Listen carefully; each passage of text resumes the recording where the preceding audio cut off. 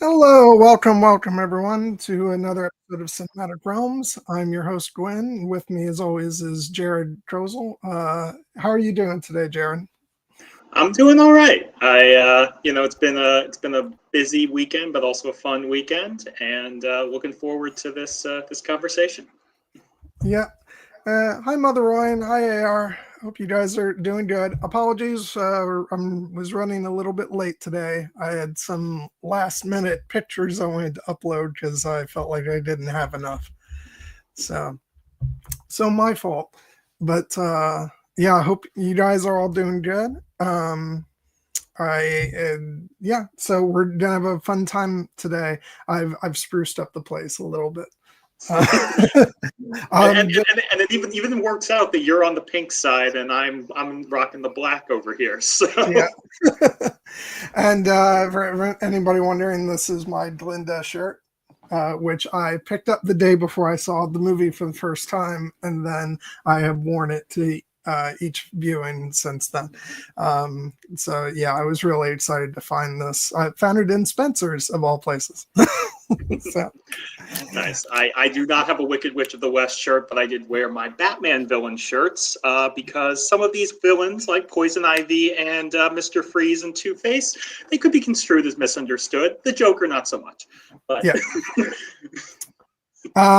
So yeah, it's really funny because and you'll all shake your heads and go, of course, this makes absolute sense because that's totally Gwen. My original plan was I went to go see the movie for a second viewing on Friday as preparation for the stream today because it was convenient for me to go on Friday. Uh, and I figured, that way it'll be fresh in my mind again.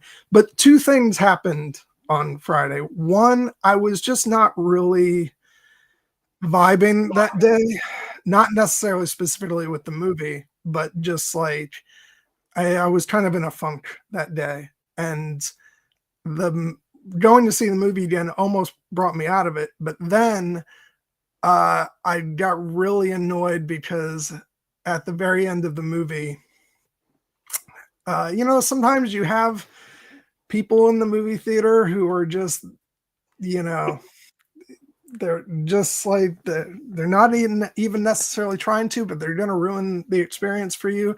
And there was an older husband there who probably did not want to be there. And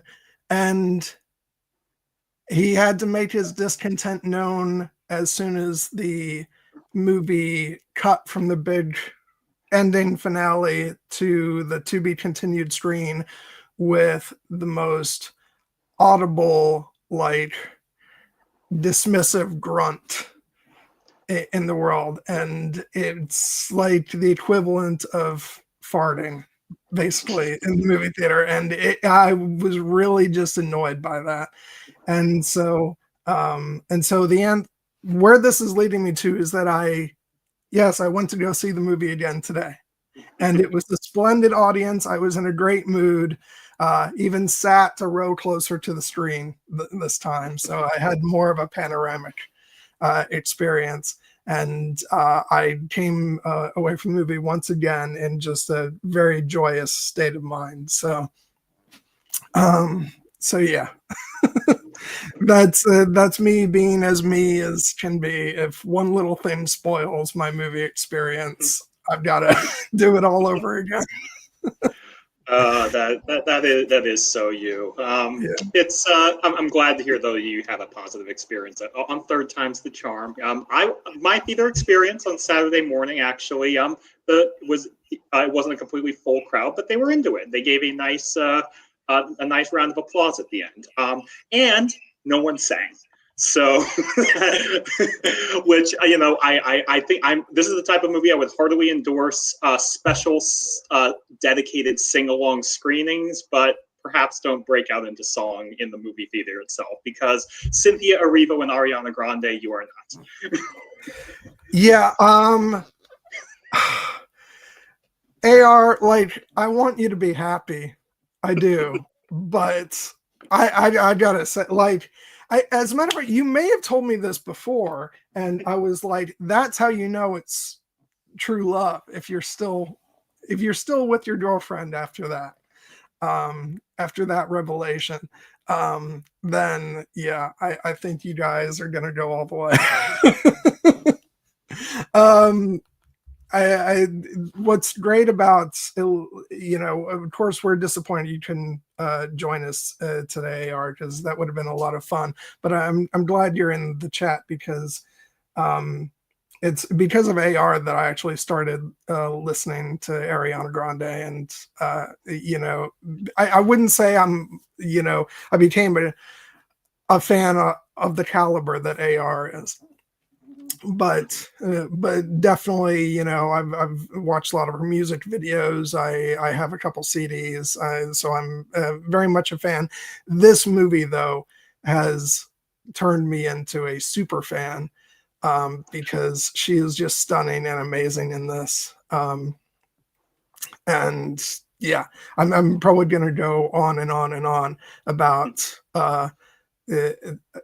not just her performance, but the popular music number, because I was just like, I'm grinning like an idiot every time that comes on in the movie.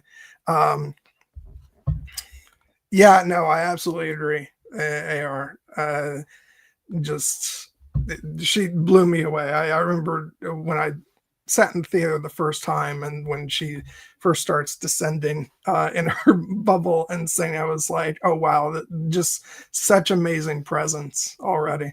And yeah, which I kind of feel bad, because obviously, I promise I will heap lots of praise on Cynthia Erivo as well, because she is astonishing in this.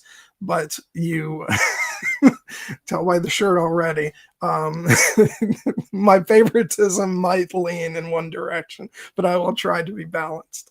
Well, in that case, we will have a balance among us, because we will get into it. I thought Ariana Grande was very, very good, and I thought she was hysterical, particularly in the popular sequence. Yeah. I thought Cynthia Erivo was fucking outstanding.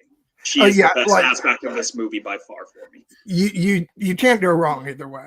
So, and of course, Elphaba is like obviously the centerpiece of the film. She is the heart and soul of it. So if you want to blame anybody, just blame AR for making, for starting the Ariana Grande train for me. And I was primed to just go crazy over her in this movie. So it's all AR's fault, which I think she will gladly take credit for.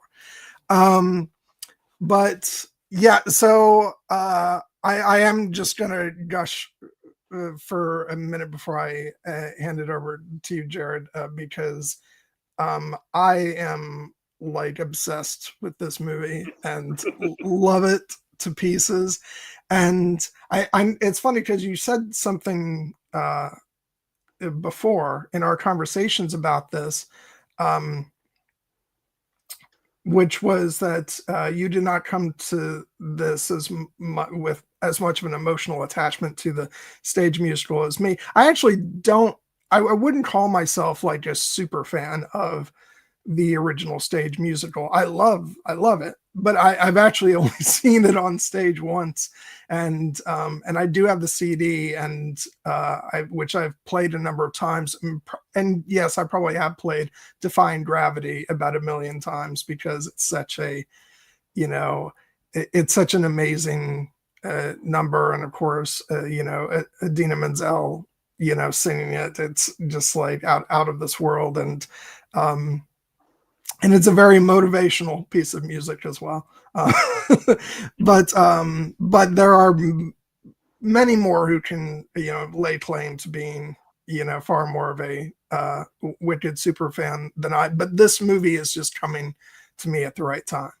I was ready for a very, big splashy musical, that is very, female driven, going with sort of my vibes of sort of, exploring my binary identity and going through all that. And plus, you know, I just love The Wizard of Oz as well, you know, as I think most people do, because it's such, you know, an intrinsic part of so many of our childhood, several generations worth. And so, yeah, it just, something about, like, it was a lot of things lining up perfectly for this to be the movie that comes out right now. And plus, I'm just a big fan of musicals anyway.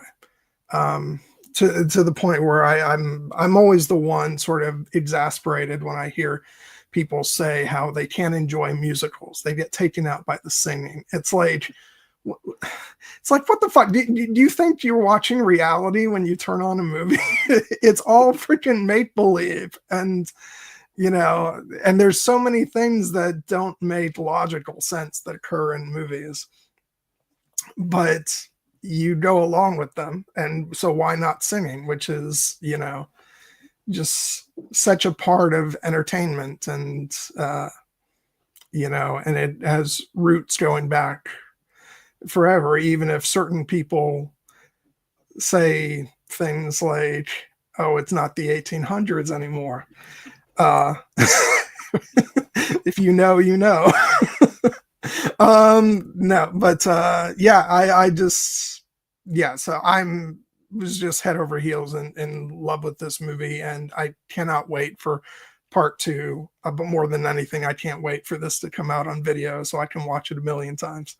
And my godmother just recently went to go see it with her daughter, I think, and she loved it, which is great because, you know, now with my mom gone, she has gotten the posting of, you know, being my movie buddy, whether she likes it or not. So so yeah, that's good. So yeah, that's where I am. I know you are not quite where I am in terms of enthusiasm, but I gather that you did enjoy the movie, which is good enough.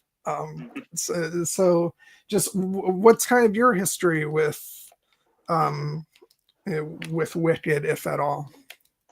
So, as I mentioned, the fact that I didn't have the same connection to the stage musical, part of the reason is that I have never seen the stage musical, at least not the full stage musical. I am familiar with the story, but I have only ever seen clips of it on YouTube.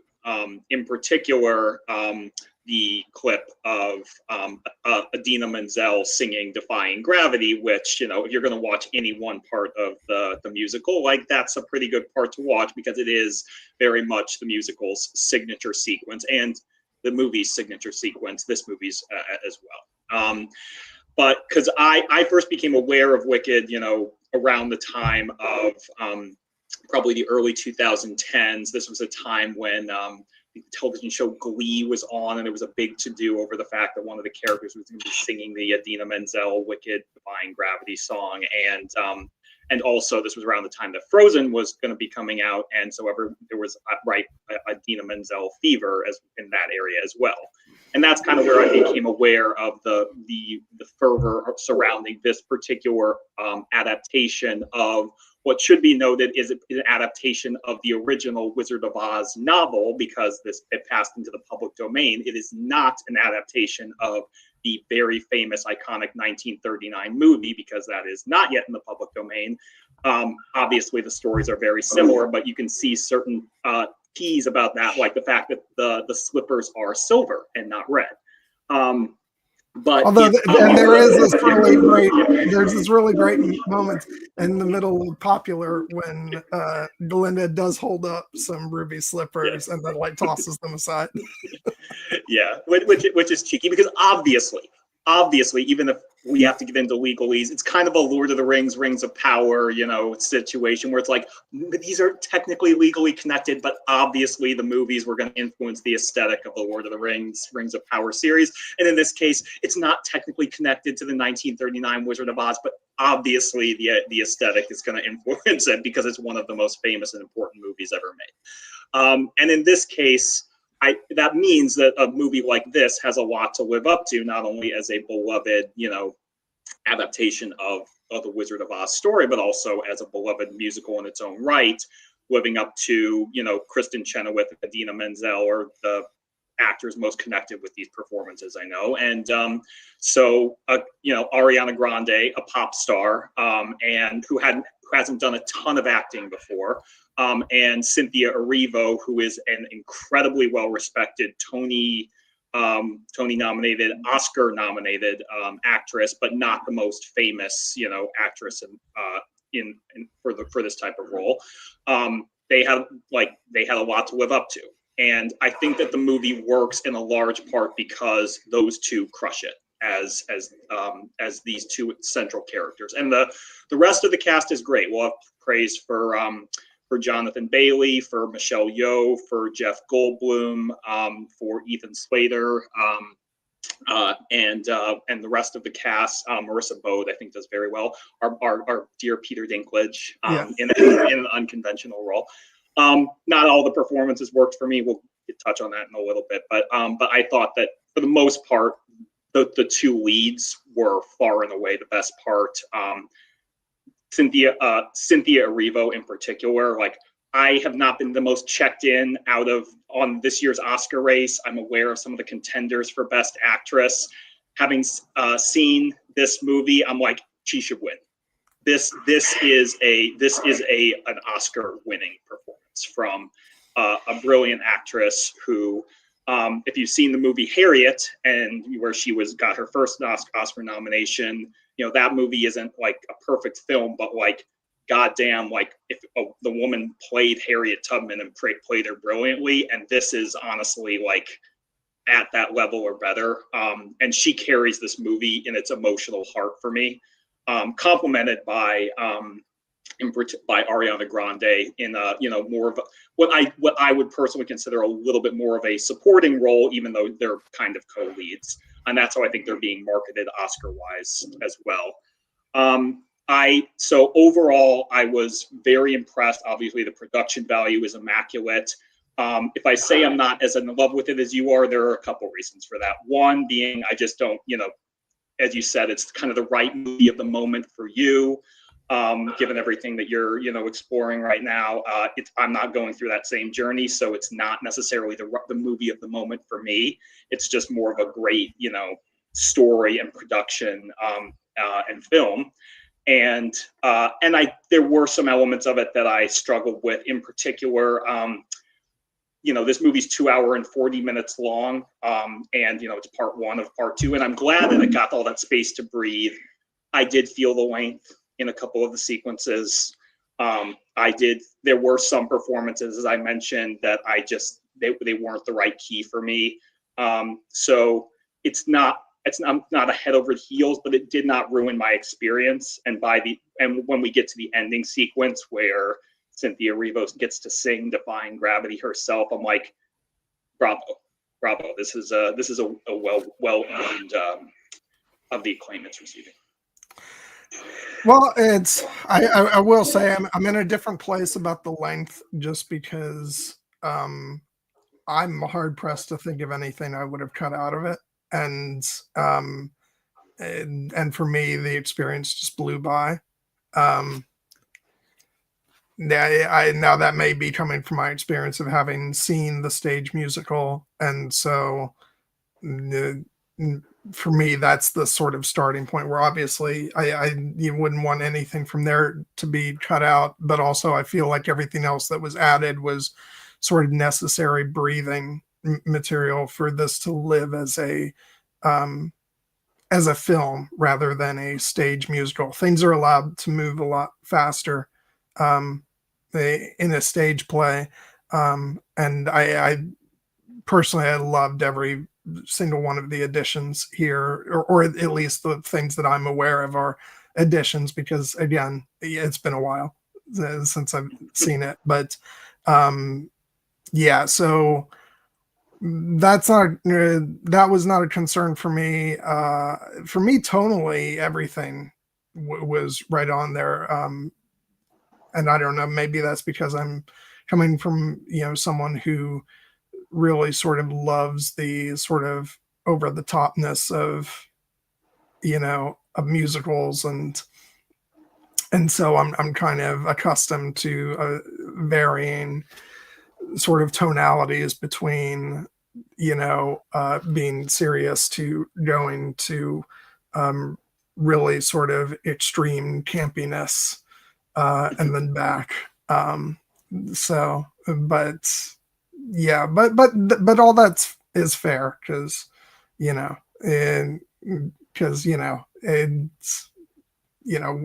things sort of register differently for all of us when we're watching movies, and especially if something's as I get that musicals can be a big, people feel very differently about them depending on what your experience with them is.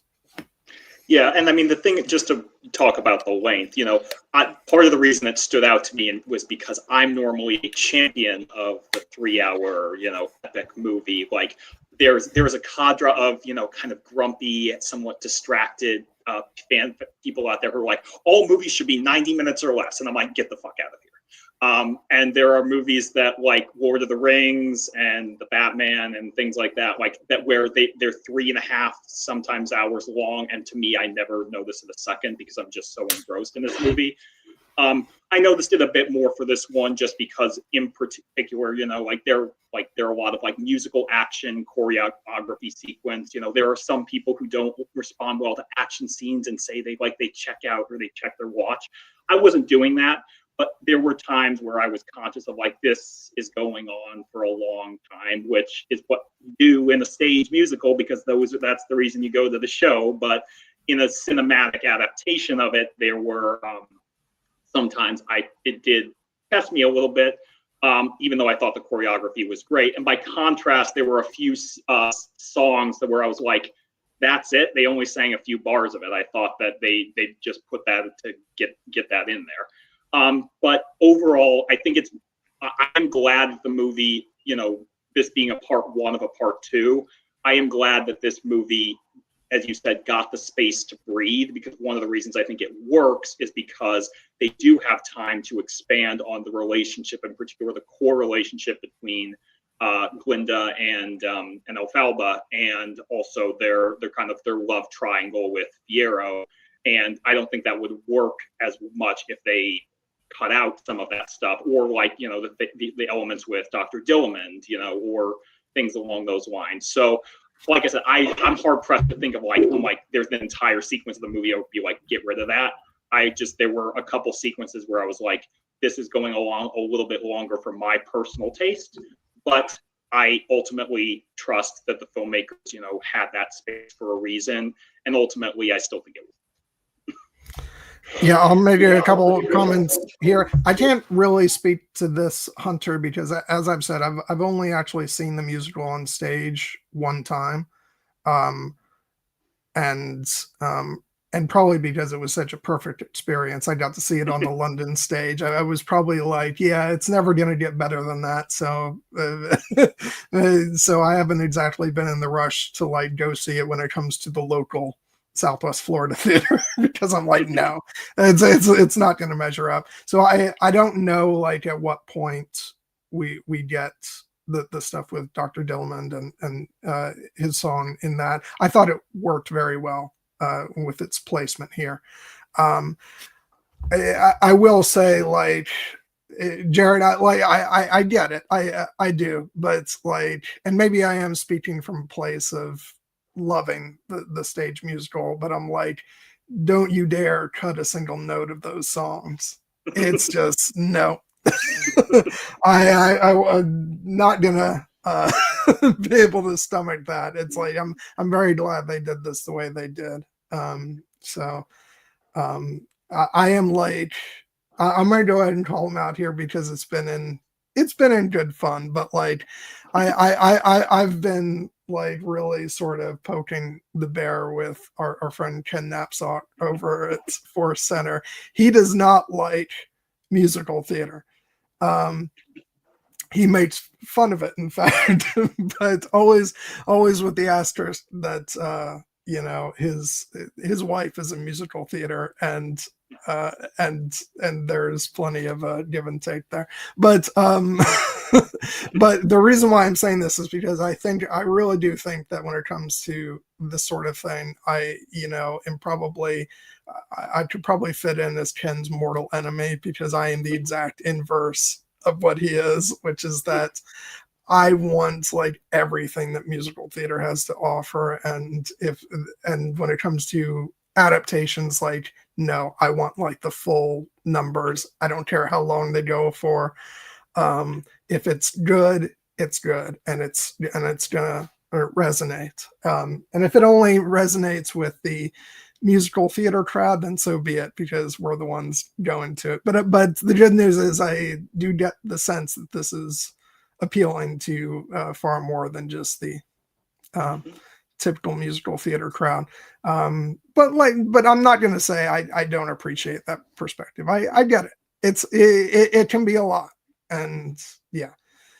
But I think that the musical theater aspect of it, like, for I can't speak for Ken. I know that it's just probably not to his taste. I think would not necessarily call myself a musical theater like fan, but I have enjoyed a lot of it. In particular, I enjoy musical theater, adaptations like this one, where the story is actually like incredibly strong, and it's complemented and accentuated by the musical sequences, as opposed to the show is basically a series of musical sequences that are strung together by a story. And in this case, I think this is a case of the story comes first, and then it just happens to have some incredible musical sequences. And we'll actually talk in a little bit. I don't want to jump right there, but I think that, and I gather it's probably ruffled a couple feathers, sort of the shape that the end of the movie takes for a few people, and for myself, it actually took till my second viewing to kind of adjust to it.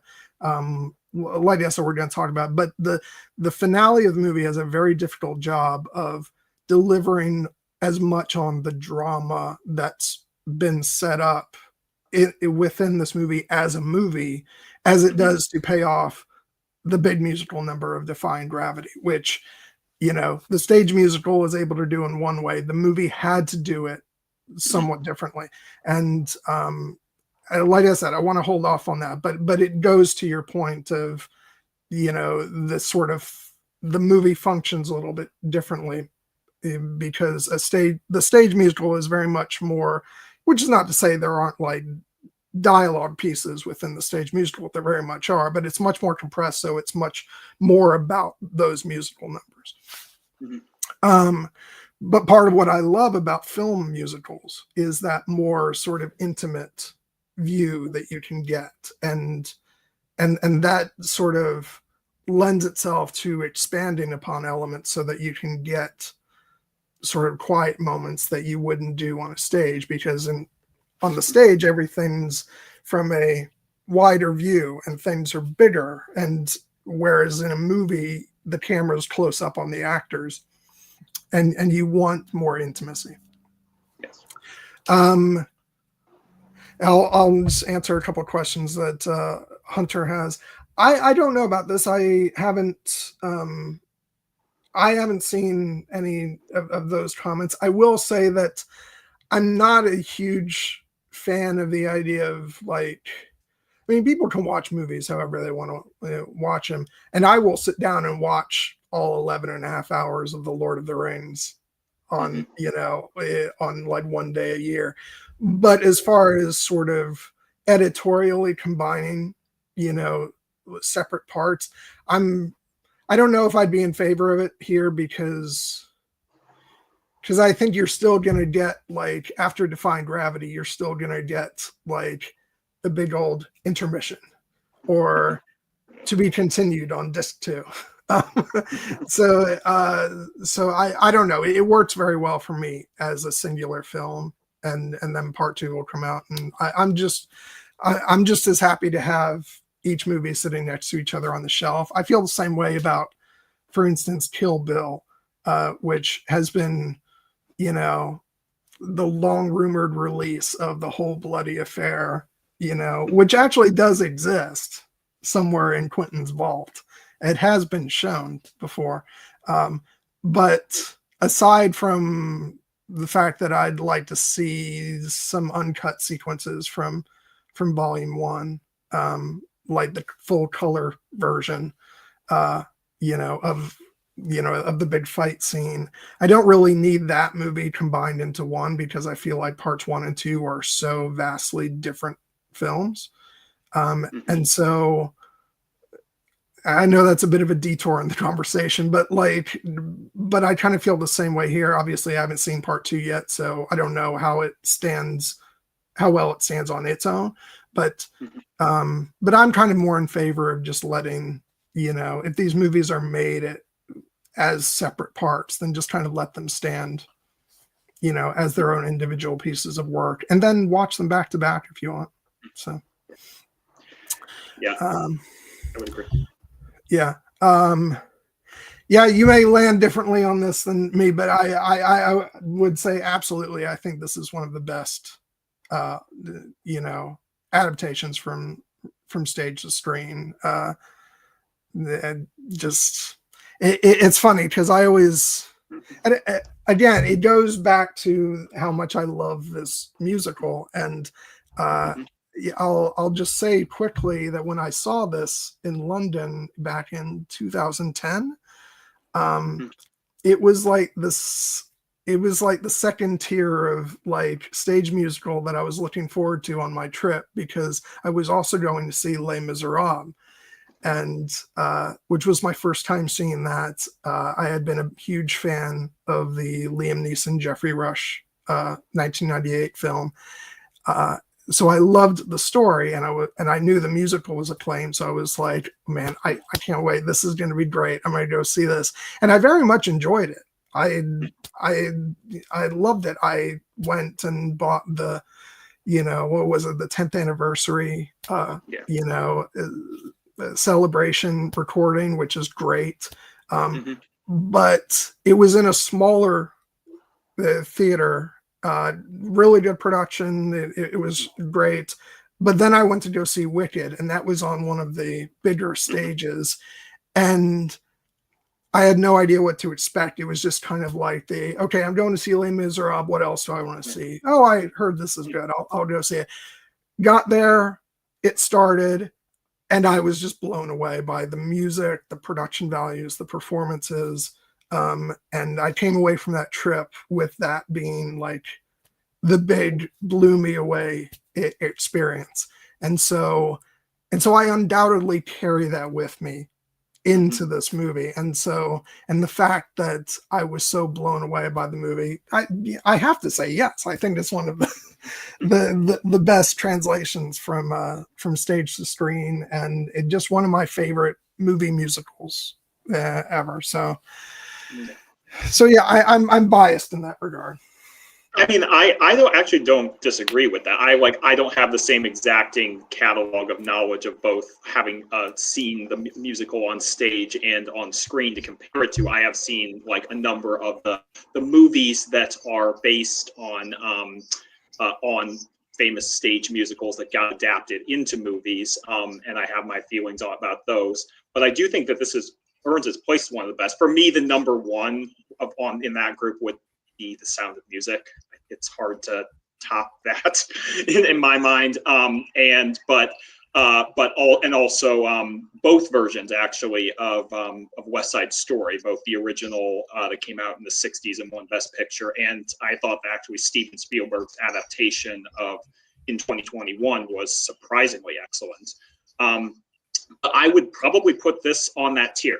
I think that it is, as a movie, and it works a lot better for me than something like, say, the 2012 adaptation of Les Miserables, which, obviously is a very famous musical. I think that the movie, even though it has like an Oscar-winning performance from Anne Hathaway, has a couple of more issues. This one, I think, is overall more of a success. And obviously these things can go very, very, very, very, very, very wrong, as evidenced by Cats, which I would not have put in there. Obviously, like that we're talking different universes here.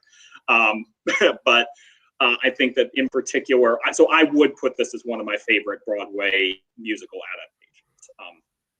So yeah, and I actually haven't seen some of the earlier ones that you mentioned. I kind of know them exclusively as movies, just because they're such sort of classic film musicals that it just like, yeah, I haven't made it, to that point of like actually getting to see the original shows. But yeah, I mean, adaptations for musicals can go very wrong. I actually think that Les Miserables is one of the examples of of it going wrong, because as much as like if that entire film had the caliber was of the caliber that Anne Hathaway brought to it, then it would have been phenomenal. Unfortunately, that is not the case. Uh, there's a lot of elements of it that I enjoy. I obviously I love the stage musical, but like if you're going to, and this is a point where this film succeeds, is like if you're going to have your actors singing live, then they all better have the skill to do that. Russell Crowe is not among those people. I love Russell Crowe with all my heart. Nope. Sorry. Yeah, and that's about as nice as I can put it there.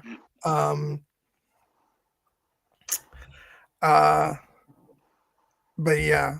Now I actually don't know the specifics of like, yeah, I just know that I'm well aware that the film orchestration is a lot more robust as it usually is in film adaptations, and I think it sounds amazing. My one point of like quibbling about and this is not a quibble at all about what's in the actual film, but I will say, as far as the soundtrack album, I am patiently awaiting a deluxe edition of the soundtrack that just features all of the music,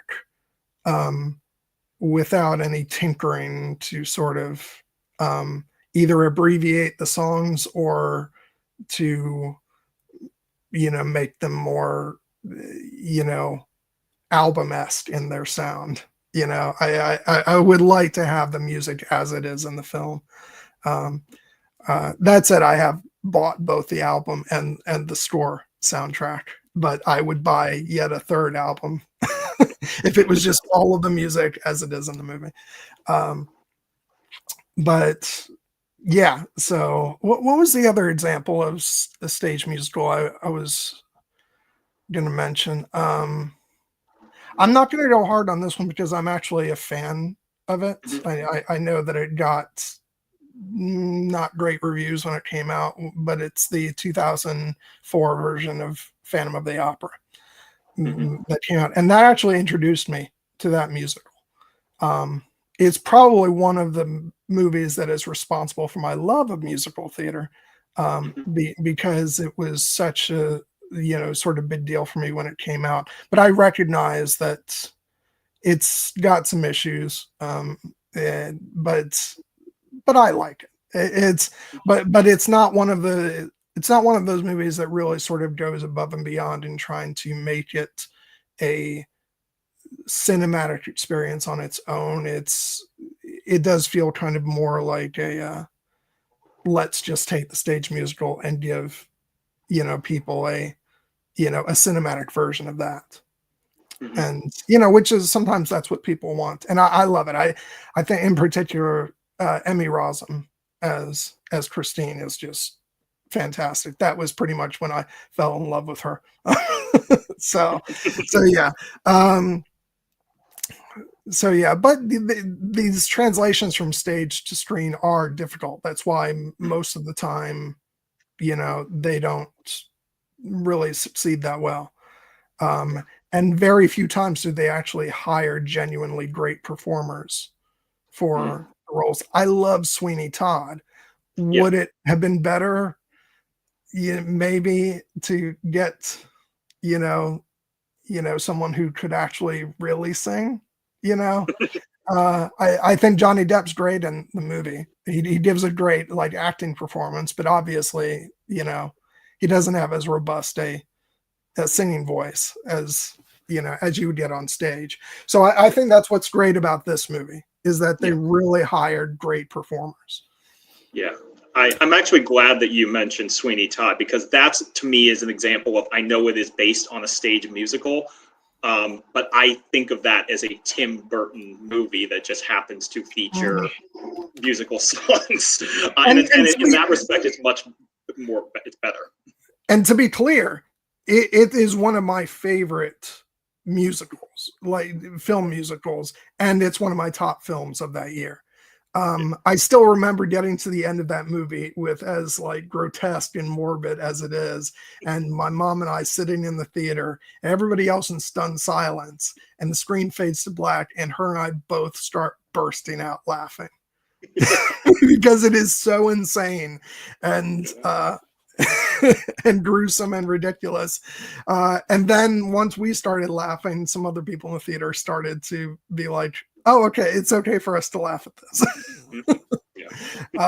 So yeah, I love the movie, but also recognizing that it does kind of fall victim to what the sort of issue that a lot of Hollywood film musicals have, which is that they want to hire movie stars first and actual singers second. So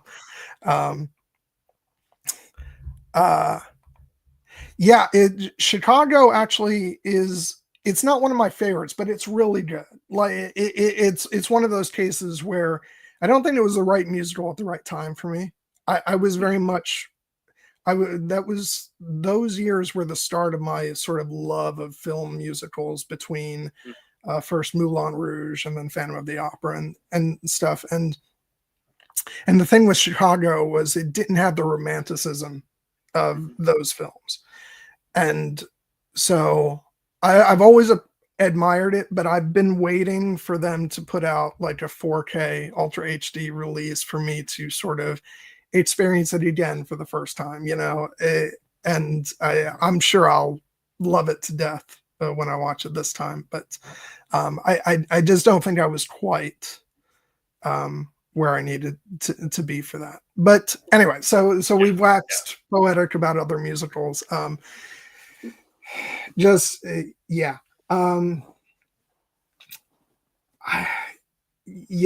just, first of all, I'm going to start at the beginning with this, which is because I thought it was such a brilliant way to open the movie. Just having like an old school style Universal Studios logo, opening it, and then the, and then we have the first scene before we get it, but then when the Wicked title opens up, it is very old style, like you would expect to see, in The Wizard of Oz. And I just thought those touches were just so wonderful for this movie because it really sort of brought you back to the sort of classical style of The Wizard of Oz. Again, like, okay, yes, it's not allowed to be exactly based on, the 1930, is it 7 or 1939 film, but it is, it's like whenever they could do it, they did do it. And there's a lot of like aspects of this movie, like not just with the title, but also you get this with John Powell's score a lot too, which is the use of the choir, which is very like old school Wizard of Oz. Like the music like feels like it's, the score in particular feels like it's right at home with the classic, film. And I do want to mention John Powell early in this, because obviously Stephen Schwartz will rightfully get so much of the credit of what makes Wicked so great. But as we've stated, they expanded a lot on the stage musical for this film. And so for a lot of the movie, it's John Powell's original score, which is driving the film. And it obviously takes so much inspiration from Stephen Schwartz music, the themes and stuff, but then it does some really incredible things on its own. And it just reaffirms that John Powell is one of the greatest composers working today. Obviously I've been a fan of his for so long. He's, one of my favorite scores of his is his music for the How to Train Your Dragon franchise, but also he did the music for Solo, which you and I are such great big fans of, which for my money is, I think it's my favorite, like non-John Williams Star Wars film score. It's just so amazing. And so, yeah. And I've listened to the actual score album like on its own, and there's so much great work there. And yeah, so I just want to make sure I give him props, because damn, that guy is good. Yeah, I'm very glad that you're shouting out and giving him his just due, because that is a tendency with these movie musicals, is that people tend to think of them as just the songs and don't recognize that there also is a score. And I thought that the score of this movie, while it obviously doesn't steal the thunder from any of the big musical numbers, but it sets them up and complements them very, very well. And that's almost a work of, its own challenge that I think John Powell more than meant with taking this on. And in particular, I found that, one of the things I actually appreciated about this adaptation is that, you may have noticed that they stuck to the original songs from the musical, and they did not add another song just so they could get nominated for an original song Oscar. Well, there will be additional music for part two, but in this one there's not. So, and it would have been very easy for them to do that. And maybe that song would have been great. There have been good songs in that vein, but I appreciated that they didn't, and just let the music and the score kind of carry this one on its own. And I could be wrong, but I think there are elements added to. Let me bring up the.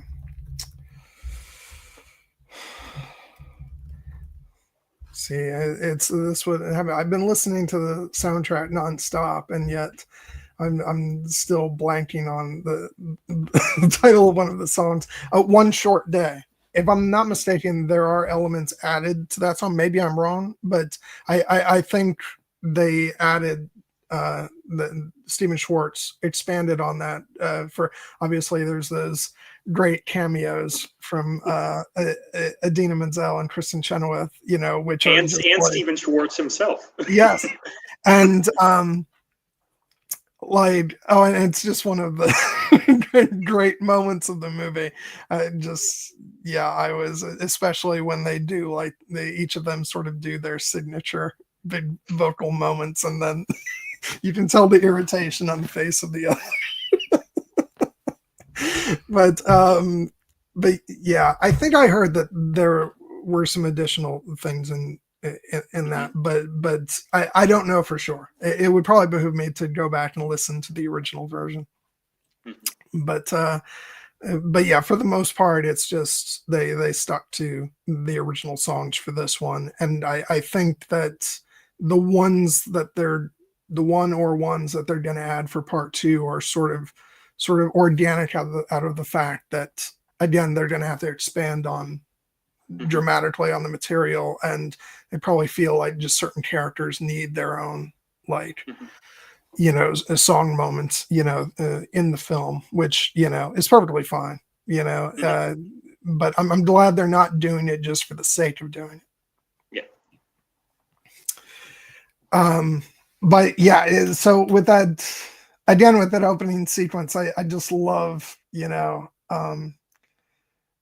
just, it opens with very familiar iconography, and, we even see, our familiar characters from The Wizard of Oz walking the yellow brick road. But I just love the scene with the Munchkins, and and Linda descending in her bubble, and again, like Ariana Grande just nails the humor of the character so well. I just love it when she's like, "Well, as you can imagine, I have lots of things to do, so I'm gonna go."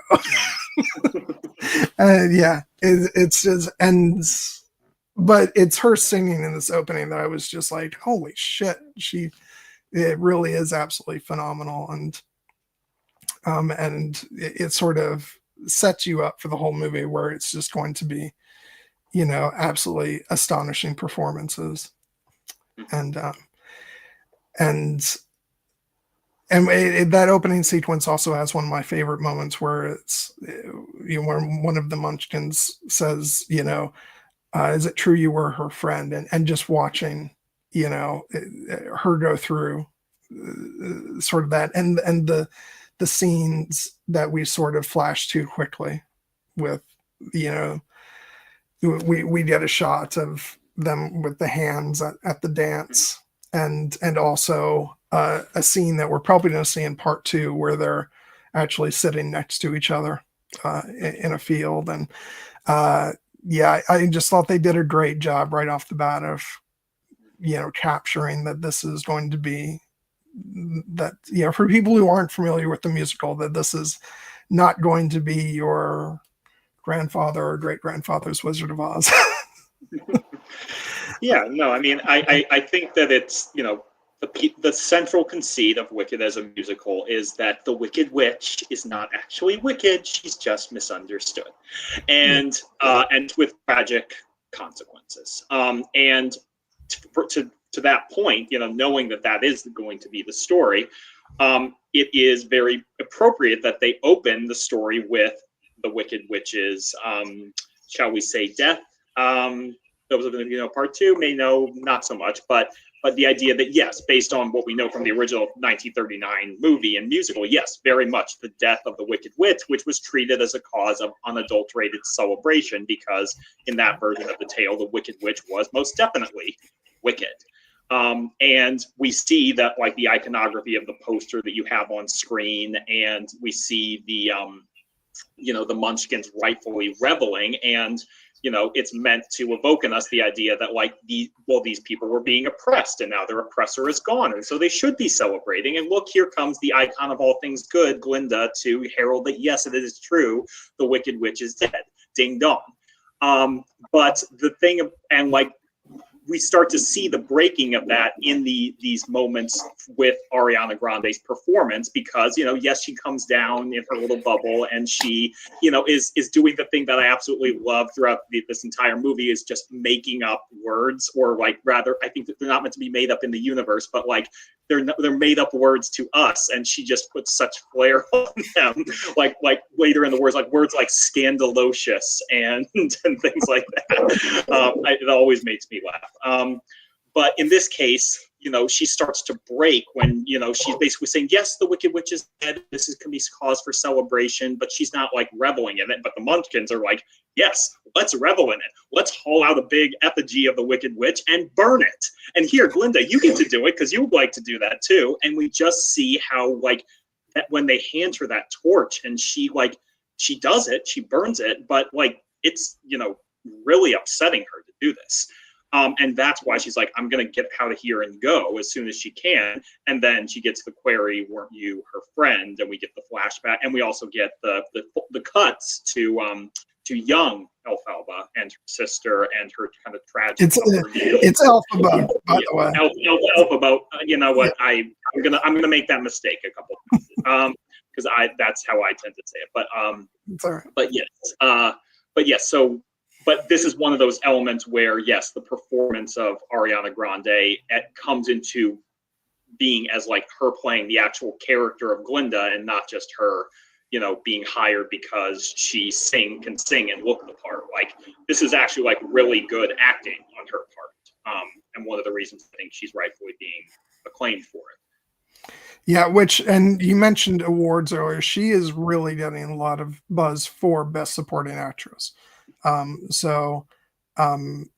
actually would not be surprised to see her being one of the leading contenders for that category. and obviously I've sort of given it away. I would love for her to win, but but we'll see. The nice thing about that is that it won't be a competition between her and Cynthia Erivo, because they'll be in different categories. Even though I think you said this earlier, even though you do kind of see it as more of a supporting performance, they are it is sort of both of their stories, to a certain degree. And in this, it kind of, to me, I kind of equate it to Amadeus being both Salieri and Mozart's story in a way. But for the sake of awards campaigning, I'm satisfied for them to be in different categories, because that way it doesn't have to be competitive. Yes.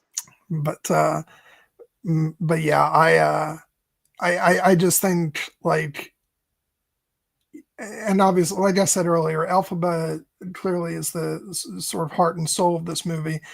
The great thing about Galinda is that, that's a role that's doing something very different. She's very purposely, like, there's certainly a lot of dramatic, like, underpinning to the character and the performance, especially as the film goes on. But Galinda gets to be a lot funnier, and and Ariana Grande excels at physical comedy, and she just does a great job at that throughout. So that's why I kind of I'm on an even keel with sort of both performers, because I think that they get to do very different things, and so yeah, I just, but I think it's very good that early on in the movie, what's established is the dramatic sort of states for the character of, as she's watching all this unfold, and in the beginning, it's very sort of traumatic to her to be seeing all these people, cheering the death of her friend. And yeah, as far as the movie setting up that the Wicked Witch is dead, if you're watching very carefully, the movie kind of, kind of gives away the truth of what's happening. You may see a certain rider, riding away from the castle, but but yeah, it's, so I thought this was great, and of course it's it's a musical, so one of the big parts of a musical is you have the opening number, and I just love how it goes on and it crescendos into this big moment, and and then that leads us into the opening credits, and I think somebody. And this leads us into, it's a kind of I remember when I saw the stage musical, it came across really funny to me, when she's like, were you her friend? Yes. And she's like, that is, I knew her. Our paths did cross at school. And like I said, the first time I saw the stage musical, I just thought that it comes across as such a hilarious line, because it's like the idea that it's such a emblematic of the time in which this was made, and like sort of fantasy storytelling, this idea that Glinda and the Wicked Witch of the West went to school together. It's like, it's very Harry Potter-esque. Yeah, and I mean the Harry Potter books were like at the height of their popularity around this time this was made, so I think that may be deliberate, or it may just be kind of something that was in the cultural zeitgeist, that yes, they attended Shiz University together, which is just one of those. And I almost didn't want to bring this up, because then this still starts a whole other conversation, but I feel like it's kind of inescapable. Like, the storyline of this movie deals with this fascism that is underneath, this sort of idyllic school. And and one can't help but feel like, even though, yes, the stage musical predated all that stuff, but it does feel like a kind of a pointed indictment at Harry Potter and J.K. Rowling, where it's like, yes, we've got the nice Harry Potter-esque school, and it seems all wonderful and fuzzy, but actually, underneath it all, the faculty is all about, fascism and, and prejudice against people who are different from them. And, and you're like, yeah, it feels timely.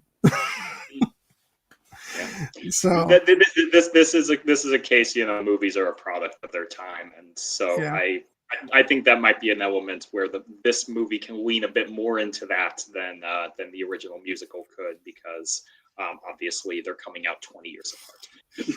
And shit's happened since then. Yeah, and even putting that aside, obviously the sort of story elements of dealing with fascism and using other peoples as scapegoats and othering people, like that in of itself could not be any more timely, sadly.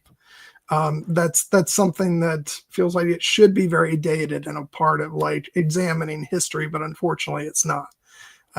And I would argue that anybody who goes to see this movie right now and doesn't see that is willfully blind. And, and yeah, it's like you really can't escape it. And I think that's what gives the movie an added resonance.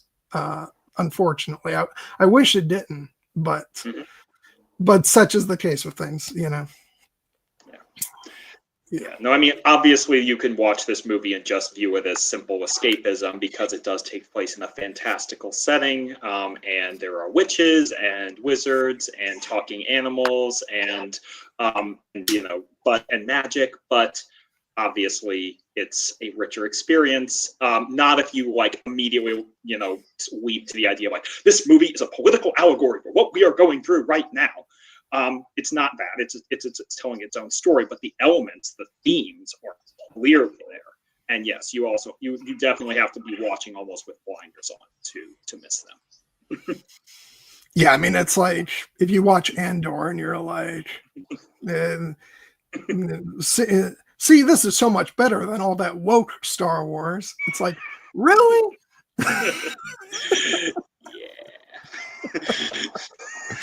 Yeah.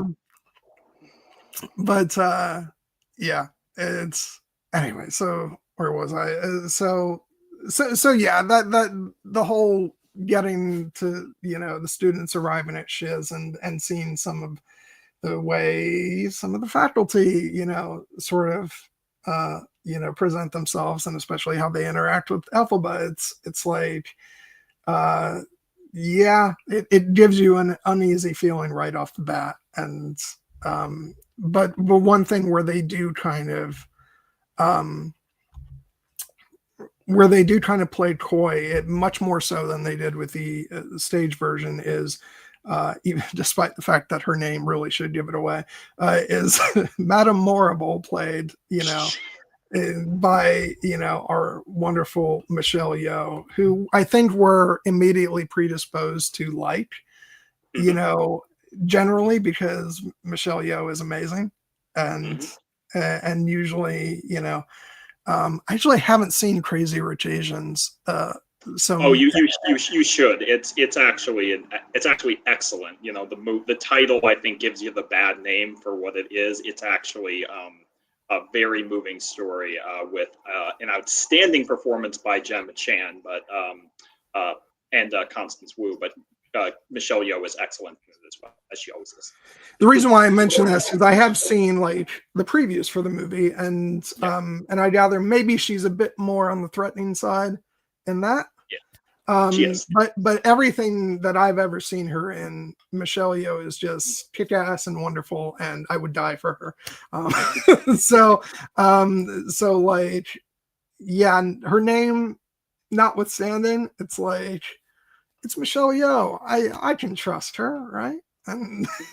But it's not too long before you start getting the spider sense tingling, and you're like, oh no, She's being manipulative. And but still, she's so amazing. Yeah, I'm with you, AR. I have loved Michelle Yeoh all the way back to Super Cop, otherwise known as Police Story 3. If any of you haven't seen it, it's got some politics that in the modern eye aren't so great about sort of relations between China and Hong Kong. It's like, but as an action movie, it really is one of the best, and so I still recommend it because it's so much fun. And then of course Crouching Tiger, Hidden Dragon, and and so many other things. So yeah, but they, like I said, they do play kind of a sleight of hand where you think actually this is someone who's going to be on Elphaba's side, and she's the nice teacher. Maybe she'll be like, again referencing Potter, maybe she'll be the Dumbledore of of this story. No, she's not. No, she is not. And so again, and this is so much like I could just go ahead and I'm walking a dangerous line of just going through beat by beat of this movie and talking about all the like performance bits that I love. But I just, again, with Ariana as Galinda, just, just all her bits like, something's wrong. I didn't get my way. That is fully fantastic.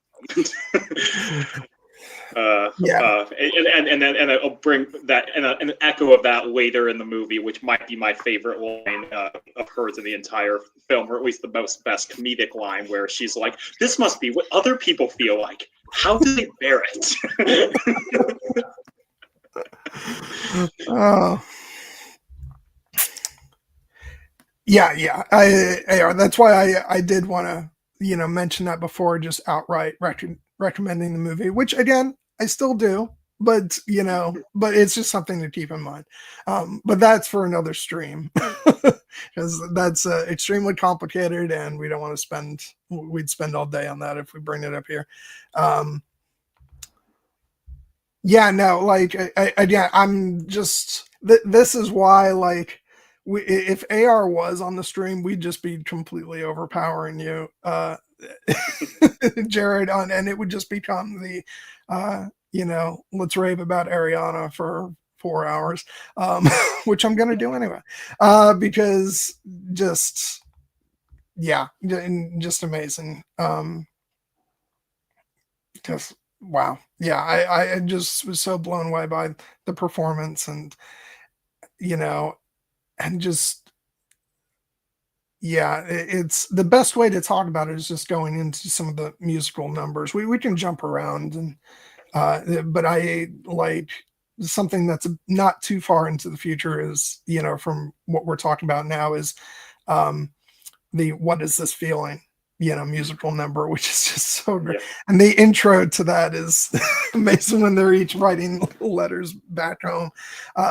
Which, by the way, I love the line, guess what? I can't hear you guessing because this is a letter. Yes. Yes. And then the perfect little button to that with, again, Elphaba and Cynthia Erivo getting a great comedic moment when they're like, "For you see, my roommate is," and Glenda's like, "Unusually and exceedingly peculiar and altogether quite impossible to describe." Blonde. She's blonde. Oh, God. Yeah, it's just so great. And which, by the way, I do want to, oh God, it doesn't have the lyrics here. No, I've got to, because this is the thing about this song. I'm not going to dwell on this because this is such a, but like it's there. It's in, the actual, okay, so those lines when they're laying in bed is, what is this feeling so sudden and new? I felt the moment I laid eyes on you. My pulse is rushing. My head is reeling. My face is flushing. You know, it's like, it's not very veiled. No, it's not. I mean, like, let's just put the subtext to the text. This movie, even though there is a love triangle involving Fiyero as well, this movie is a love story between Galinda and Elphaba. And whether, I'm sure, again, if you, as Trish would say, if you want to go to AO3, I'm sure there are stories where they make it, explicitly a romantic and sexual connection. But in this case, it is just very much a very deep platonic love that starts as loathing, which, as we know, the opposite of love is not hatred. It is indifference. A lot of times, love and hate can be very close. That's why the whole enemies to lovers, trope has its many fans.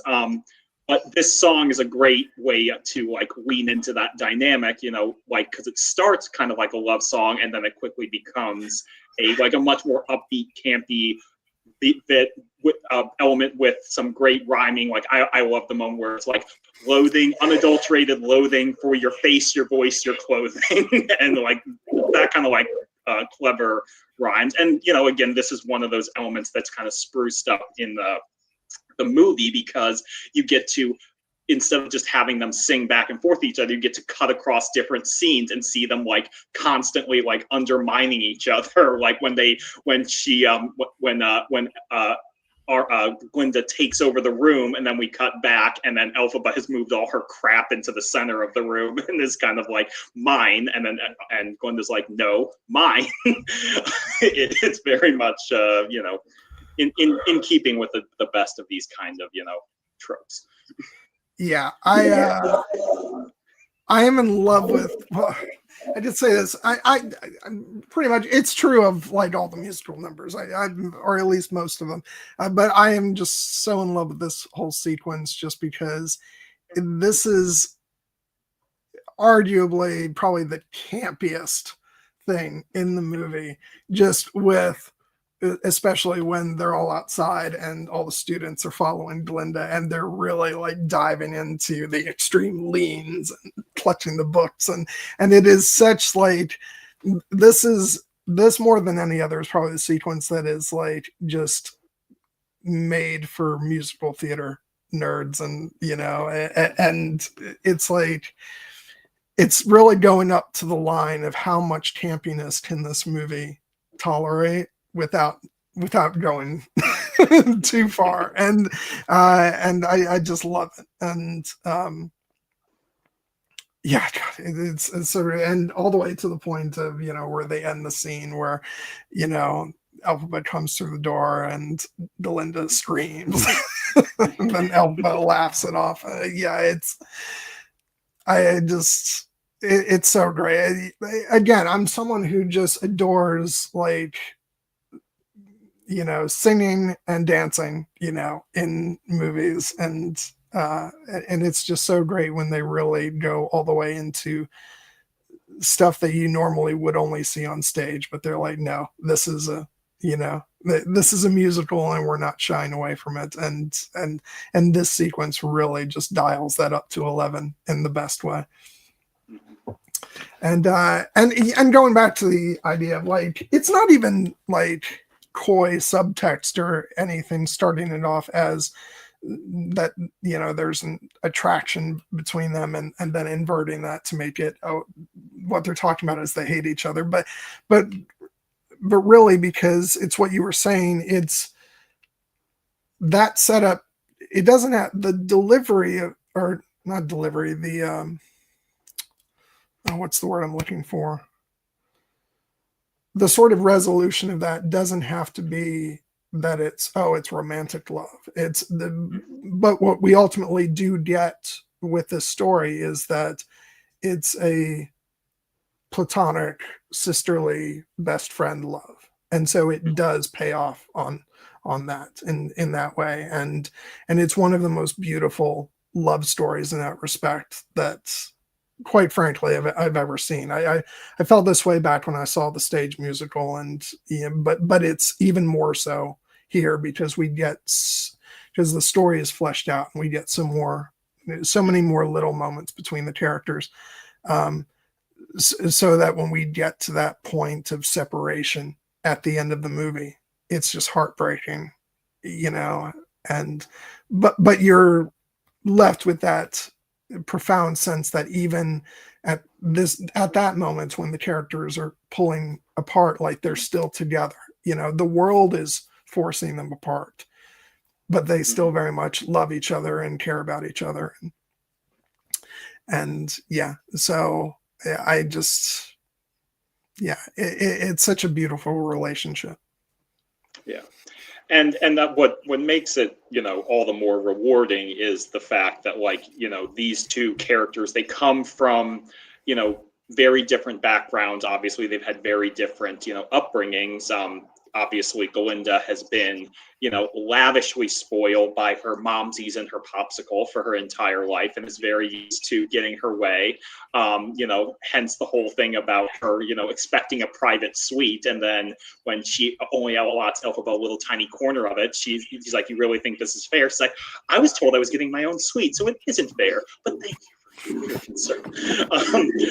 So obviously, and another great beat is like, I made you some space over here, and then they peek through there, and there's the little card that says "It's great," and then she goes, great. "It's great." It is.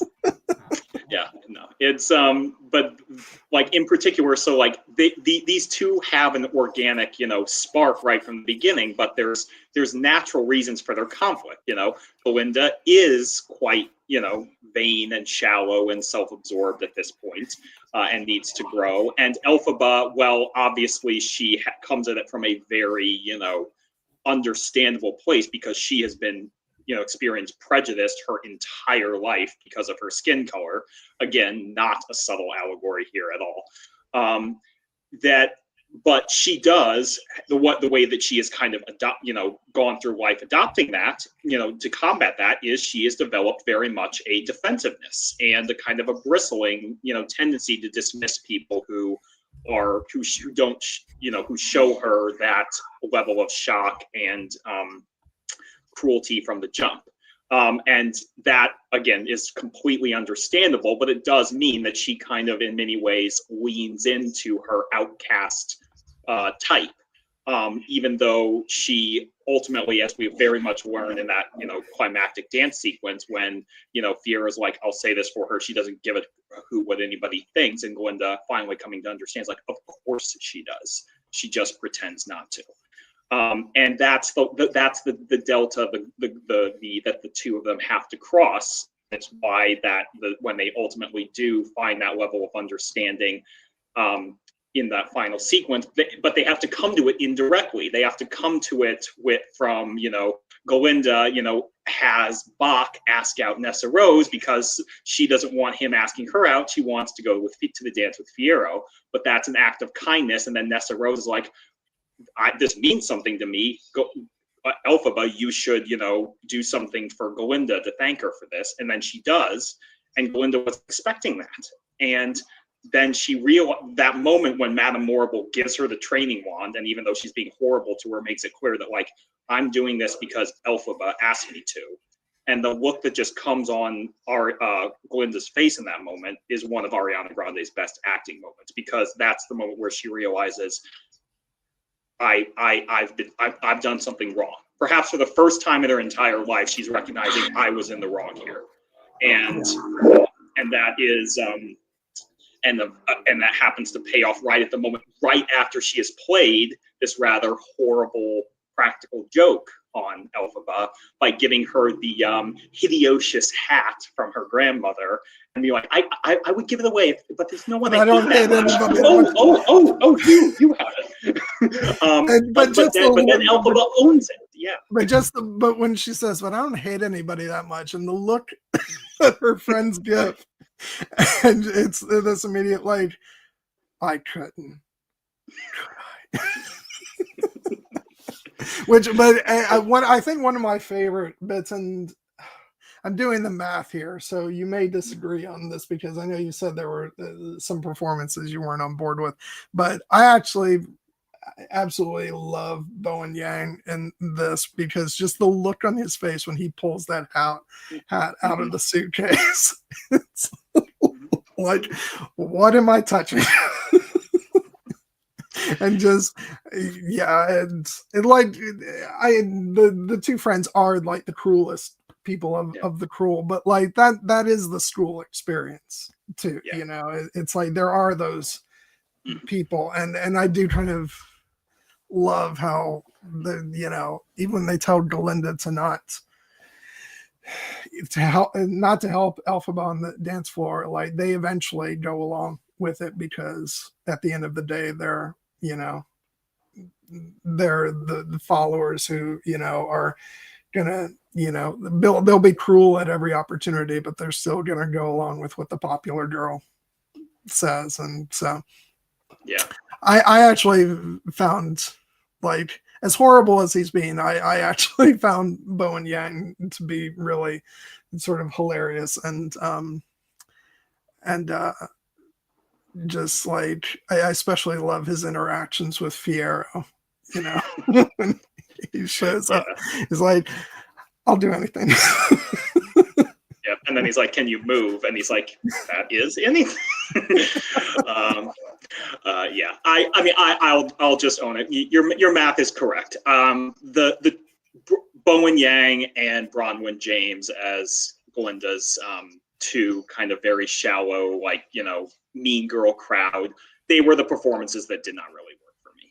I'm not saying that they are bad performances. They are very much playing the characters as intended. They are intended to be shallow. They are intended to be cruel. They are intended to, be kind of flighty and like wait on Galinda for her every whim.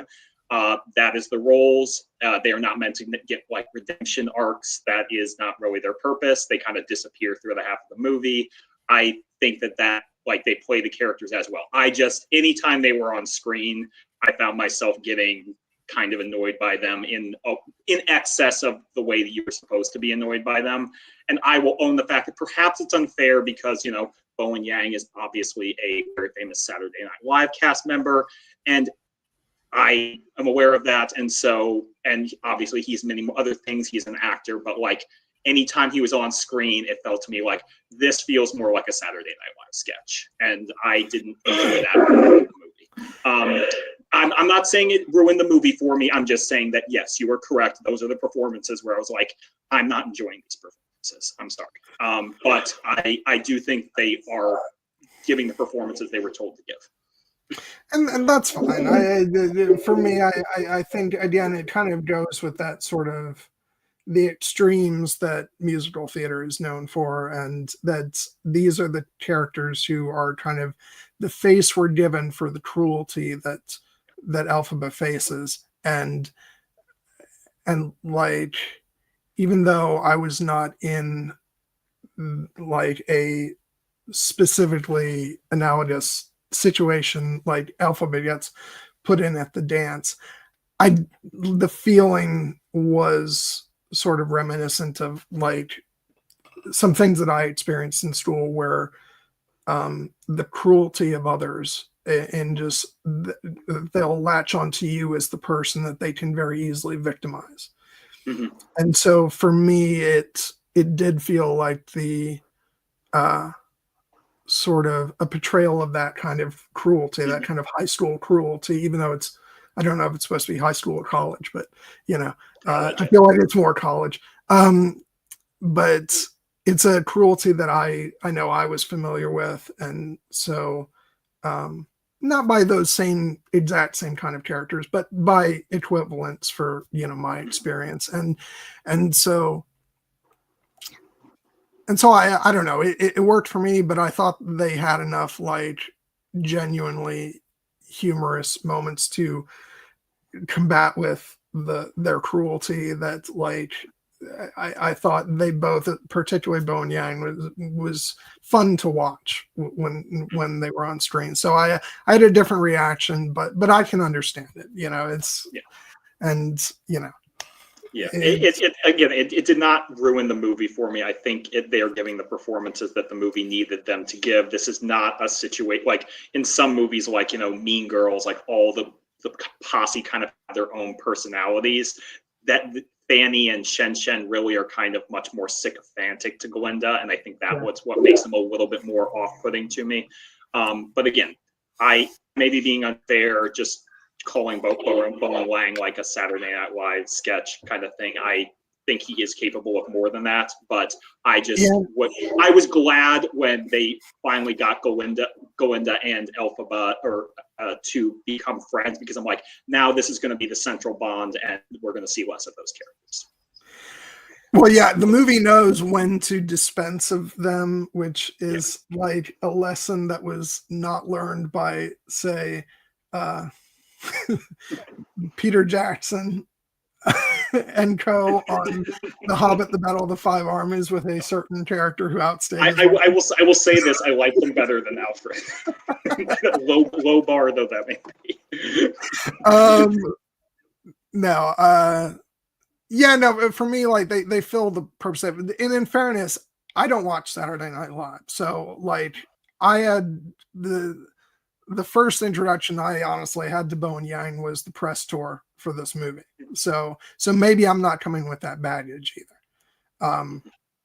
But I don't know. I enjoyed them. It's, even though part of me hated what they represented, because I remember the feeling of, like that sort of senseless cruelty just because you're an easy target, but what won me over with Bowen Yang in particular was like his humorous moments, like when he takes out the hat and it's like, Galinda. I just found it so funny. And also his mad crush on Fiyero, which, I just found really endearing, because who hasn't felt like that around a crush, where you like you would literally do anything for that person. That person does not is not even paying the slightest bit of attention. But speaking of which, that's a good segue to talk about one of our other big main cast members, which is Jonathan Bailey as Fiyero, who is just astonishingly splendid in this.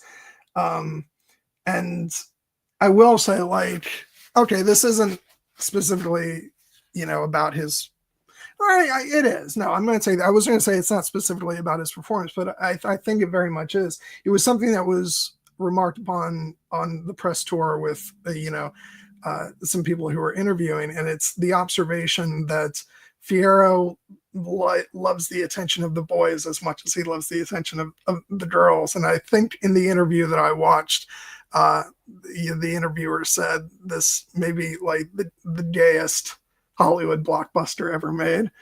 And I sort of love that about this, and I think it is absolutely true. And there's like so much in that musical number of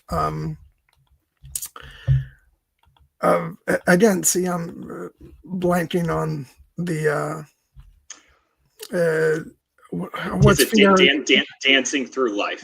Dancing Through Life. I'm gonna get attacked because I really should know all the titles by heart.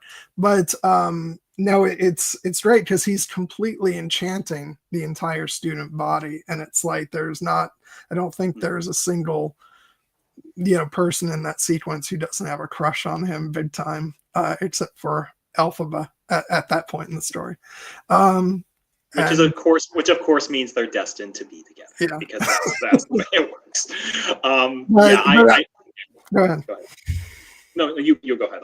I was just going to say, and that's sort of what's like, it's kind of the point of the whole sequence, is that he is this extraordinarily charming,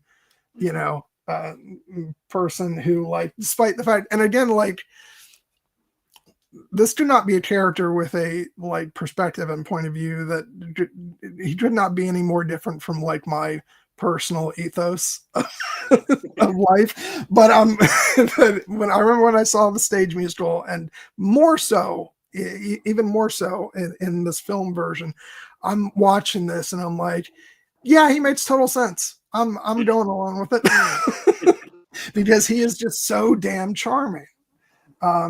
And he's like, it's again one of these guys. Like, I really do need to watch Bridgerton, and of course most people know him from that, but like I'll just be straightforward in this.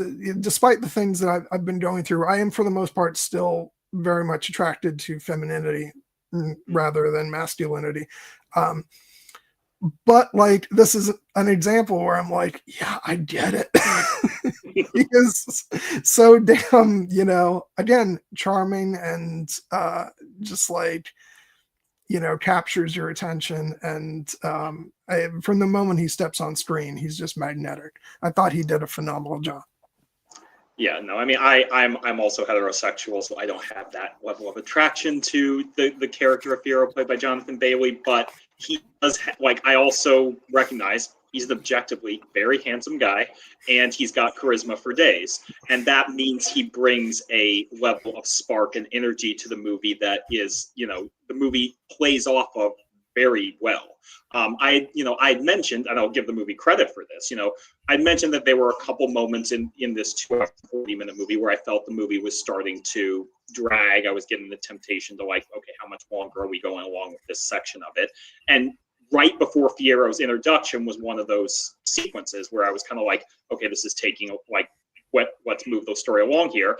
But that's because the movie is about to drop Fierro into this story. First with his meet cute with Elphaba in the woods, classic meet cute. He almost runs the girl over on his horse, and then she's rightly indignant about it. What about the defensiveness? Is that a recent development? Their back and forth is just so great. And then the cap off where he's like, I forget the exact wording, but something to the effect of, we were just rejected by a girl, Yeah. First time for everything, I suppose. Yes, exactly. Yeah, and he doesn't seem like that put off about it in terms of a challenge. He's just like, interesting. It's a curiosity. It's a curiosity to him, but his self-professed philosophy is the idea that nothing matters, but that's actually liberating. It means we can dance through life, and just enjoy ourselves and not worry about what anyone thinks about us. And that sequence, that musical sequence, dancing through life in the library, actually I think is one of the most effective in the movie because it really captures that level of energy. Him, all the little beats, when the stern teacher comes over to him and is like, "You can't do this here," and then he basically has her weak at the knees within seconds. Or when he's that's why I was like, yeah, this better be college rather than But and he's dancing, he's stepping on all the students' books, and and everyone is looking at him with rapt attention, and you get it because he is a magnetic. He is very much the the classic the guy that girls the men want to be and the women want to be with, or in this case some of the men clearly also want to be with him.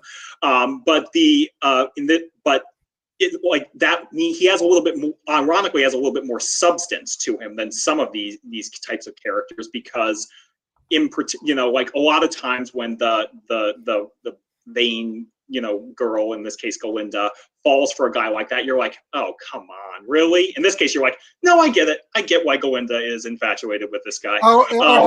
This is another thing where this is the perfect opportunity for me to talk about how much of a big deal this is for me, because it makes it this is the most extreme version of it probably, but of course when Galinda goes up to flirt with him, Galinda's hair flip.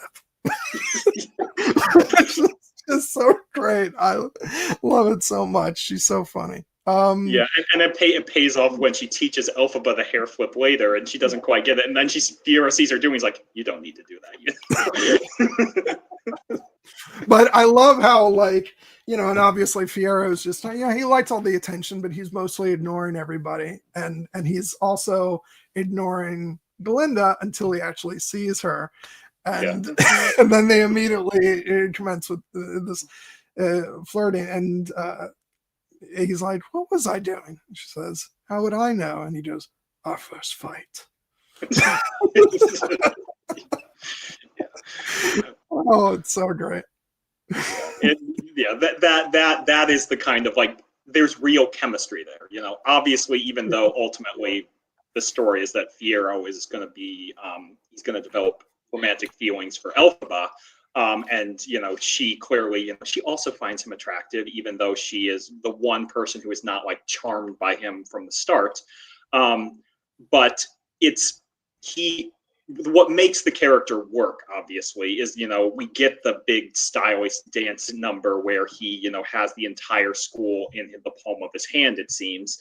But then we see that he actually does have, you know, empathy and understanding. He is the one person who, when he meets Elphaba for the first time, does not, you know, immediately recoil from her skin color. You know, Elphaba immediately throws up her shield because that is what she assumes he is going to do.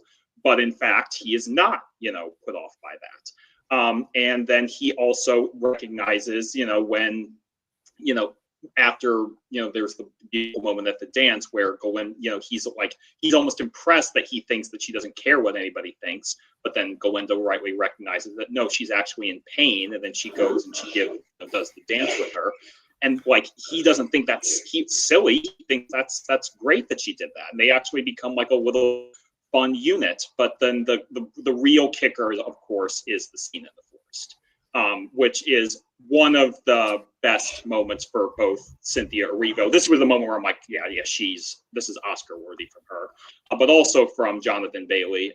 After they freed the cub who will grow up to be the Cowardly Lion, and they have that absolutely beautiful, like at first hilarious exchange where Elphaba keeps, you know, cutting him off, and he's like, "Can I say something?" And she's like, "Yes, but no, actually, I'm going to say one more thing," and that's funny.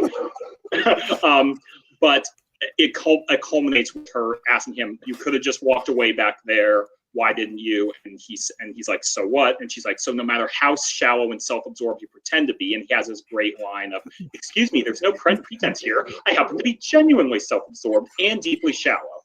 But then Elphaba cuts it off with the heart of the matter. She says, "No, you're not, or you wouldn't be so unhappy." Oh, and like the look on his face is just, that's his best moment in the entire movie. Yeah. I was, if you didn't say that, I was going to say, like, that is like just an extraordinary piece of acting, and it's really the moment when that cuts to the core of him, and I think that more than anything else is what really like leaves him shaken. Mm-hmm. And yeah, because this is someone who actually really sees him, which I don't think he's ever I don't think he's ever experienced that. Yeah. And he sees her too, you know, like he understands why she did what she did, and he asked her beforehand, like, you know, that thing that you did to everybody else, you know, like what, you know, knocking them out so we could, you know, they were being cruel to the lion cub. It's like, but you didn't do it to me. Why? And of course, there's the subtextual answer of, you know, like, it's because she recognizes that he knows what she is trying to do here. And this is the moment where they fall for each other, clearly, because at this point, even though Fiyero is nominally with Galinda, he is constantly, you know, looking back for Elphaba in the moment, but she doesn't recognize that he's fallen for her in that way. And we get the lovely, beautiful ballad of the "I'm Not That Girl" song, which is a very classic, you know, again, trope of the idea that, like, she's like, this person could never love me because of the way I am. And they're like, he does love you. You just have to say it. That's always what's so heartbreaking about it. It's like, no, you are that girl. Yeah. Oh God. But it's one of, like, you know, and it seems silly to say this because the entire movie is filled with absurdly strong moments from Cynthia Erivo, but I think this is like one of her greatest triumphs in the entire film, that number, just because there's so much pain and longing, you know, in her acting, and it's just it's beautiful, and you know, really makes me annoyed that all these songs are pre-existing, that we won't get them at the Oscar ceremony. I mean, You know? I'm sure that they will still play one or two of them. It's just they won't be up for the awards themselves. Yeah. But I love this. This again is one of my favorite sequences in the movie. One, just because again, powerhouse showcase for Cynthia Erivo in a way where it's not the classic belt out ballad. It's a softer, quieter, heartbreaks kind of song.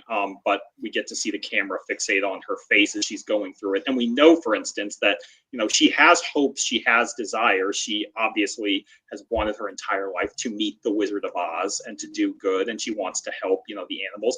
But this is something she probably never thought was possible for her to find love in this way. And of course, the tragedy is she's like, she finally recognizes that she wants it, and then she's immediately like, oh, but it could never be. And the fact that it can be is obviously one of the things that we will come to see throughout the rest of the story. But, in this moment, she is just feeling the pain of like, I never even knew I wanted this thing, and now I feel like it's been taken away from me already, and I just have to let it out. And that's a great example of how using the music to tell the story. And and beyond whether or not she believes that, that she would be allowed to have something like that, there's also, the fact that her recently formed, friendship with Galinda, and she knows that, of course, she's, made it in her head that, of course, he would vastly prefer Galinda over her, but there's also the notion of I don't think she would want to take anything away from Galinda either. Which of course, we can talk about the sort of what I feel is sort of the centerpiece of the movie, which is the scene at the Ozdust, the dance. And which, again, before we move on from it, I want to just say about the dancing through life sequence. It's one of, because it leads into the, when they go to the ballroom, and it's just probably one of the longest musical sequences and in the entire film. And I was worried you were going to say that this was one of the things that went on too long for you, because I think it's a masterpiece through and through, the way, it just keeps building and building and building. And it's such a fun song. But that leads us to them going to the ball, and, and of course we did all that stuff leading up to it with, Galinda, getting Elphaba to wear the hat, which what I find so heartbreaking about that is because coming on the heels of what, she's been told Galinda did for her sister, I actually think she takes the hat at face value and doesn't even consider that she's being set up for humiliation, and that's just so sad, and so, when she comes into that room and, Galinda has just been sort of hit by the,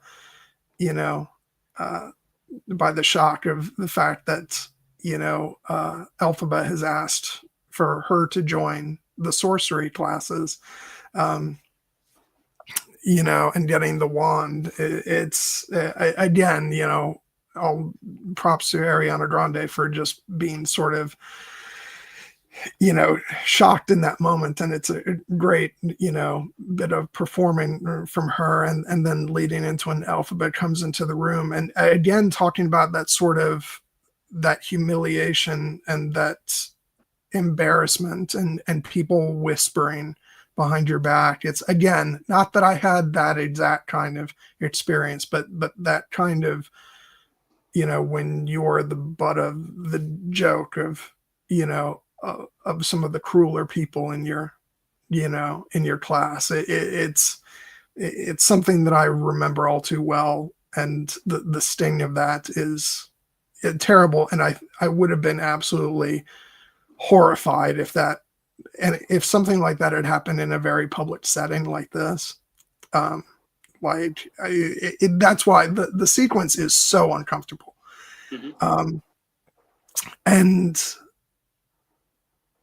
but she is so strong through it, of, you know, first taking the hat off, putting it down, and, you know, just making these dance moves that are really out there, and then stopping, putting the hat back on. And it's, which then leads into Fiero's line about, you know, I'll give you this, she doesn't care what anybody thinks, and Galinda sees through that. But it just leads into the most emotional moment of the entire film for me, you know, where these two people who could not have been further apart, but, you know, but Galinda finally recognizing the degree to which she has caused pain to this person. And the real clincher there is when she says, I feel so guilty. And Fiero says, why? It's not like it's your fault. God. And just then when she goes on the dance floor, and of course, once she starts interacting with Elphaba, then she's urged by her awful friends, like, stop it. And she's like, no. And then just, yes. And again, like, hats off to the music, which is, you know, a combination of work from John Powell and Stephen Schwartz, you know, just as, you know, the two of them start dancing together. And then, like, for me, like, the moment is when then they sort of wrap around each other, and Elphaba cries, and Galinda, you know, wipes away the tear. It's just like, oh God. And I'm just a mess during this scene. It's it's so beautiful and heartbreaking, and just, you know, sort of redemptive, and in all the, you know, best ways it could possibly be. And then the best part is then when finally everybody starts joining in, and then it just becomes about Galinda and Elphaba, and she leaves Fiero behind without even a thought, you know, which is just so great, because it becomes about the two of them. And it is like, there's so many other wonderful moments in the movie that get me very emotional, but for me, this has to be the emotional highlight of the movie.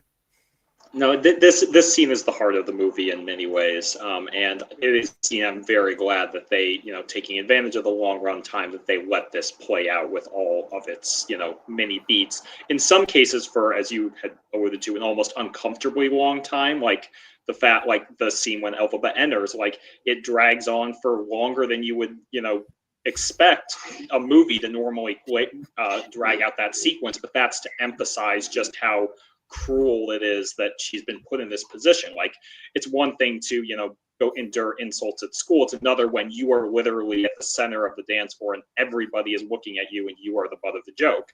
You know, that is a unique kind of pain. But Elphaba, to her credit, owns it, and, you know, is, you know, dancing and refusing to back down. She doesn't flee in tears, but she is clearly very hurt by this. And and the fact that, you know, it takes time for Galinda to come to that revelation, and then she, you know, we get to see them, you know, have like those very intimate gestures of, you mentioned, like the touching of the backs of the hands and the mirroring of one another, and ultimately culminating in the embrace. And that's when Elphaba finally cries. It's like it is a truly cathartic moment, and it's the reason that, you know, these two women are, you know, the central spine of the story, and their friendship is the thing that will carry on through the course of this entire movie and the next one. You know, this is like when Galinda is in the opening scene and the people are mocking and cheering the death of the Wicked Witch, you know, and she is remembering, like, you know, she's remembering her life with her. Like, this is a moment she's remembering, even if we don't, like, you know, she's remembering this. She is remembering this connection, and the moment that she chose to make this connection. Because the thing about this is that ultimately this connection happens because Galinda makes the first move. And she kind of had to, because in many ways she was the party who was being a little bit more cruel. But, you know, and it also, but she does it to her great credit, and Elphaba, to her great credit, accepts that it is genuine and not part of some trick. And then when she breaks down in Galinda's arms, you realize that this bond it has been forged, and won't be broken by something so trifling as what will ultimately befall them, which is being on opposite sides of a political conflict. And I think that is one of the movie's great triumphs, that they gave this moment its just due, recognizing it for the important sequence that it was. Yeah, and I think that I don't know exactly how it plays out in the stage play, but my understanding is it's a very different sequence. It doesn't carry the emotional weight that what they did in the film, and so. But I'm glad they did that, because it's just it is the heart of the movie, and yeah, it's so beautiful. Before we, I'm going to go on and on about popular when we get there, but we're an hour and 50 minutes in. Normally it's usually a farce when I do the mid-roll an hour in, because when was the last time we ever did a 2-hour stream? But let me just go ahead and quickly do the mid-roll right now. We have one more stream after this for the year, and then we'll be taking a break until the new year. But next week we will be covering The Lord of the Rings, The War of the Rohirrim, which I will be going to see on Friday. And I'm really excited. I just got the soundtrack for it. I downloaded it, and I also have the CD ordered. Even though it doesn't quite rise up to what Howard Shore did with the films, it does reference his music in a number of places, which just that alone filled me with a lot of nostalgic giddiness. And I'm sure once I hear the score in the context of the actual movie, I'll probably love it, all the more. But it's really fun, because slight spoiler alert, but it opens musically like you would expect the Lord of the Rings movie to open, and as it's centered on the Rohirrim, obviously there's a certain theme that that rears its head throughout the score. I haven't listened to all of it, because I don't want to completely spoil myself musically, but anyway, all this is to say, really excited about that discussion next week, and to finally see the movie. I think it's going to be great. And then, even though we don't have an exact schedule for next year, I think I sort of tentatively put down some things on our schedule that we can kind of move around, but I think we'll sort of, we'll have a mind to discuss the new Keira Knightley Netflix series Black Doves, which that maybe I'm thinking that might be the first thing we discuss when we get back, but we can kind of play it by ear, because we're also going to talk about Christopher Nolan's Interstellar, which we were going to do a 10th anniversary discussion, but we ended up taking a couple weeks off, so that got pushed back. And then I have a feeling we're probably going to end up doing a Skeleton Crew discussion. I think so. Those first two episodes were like surprising in how much I think we both loved them, because this feels like the Star Wars show that has kind of flown under the radar in many respects.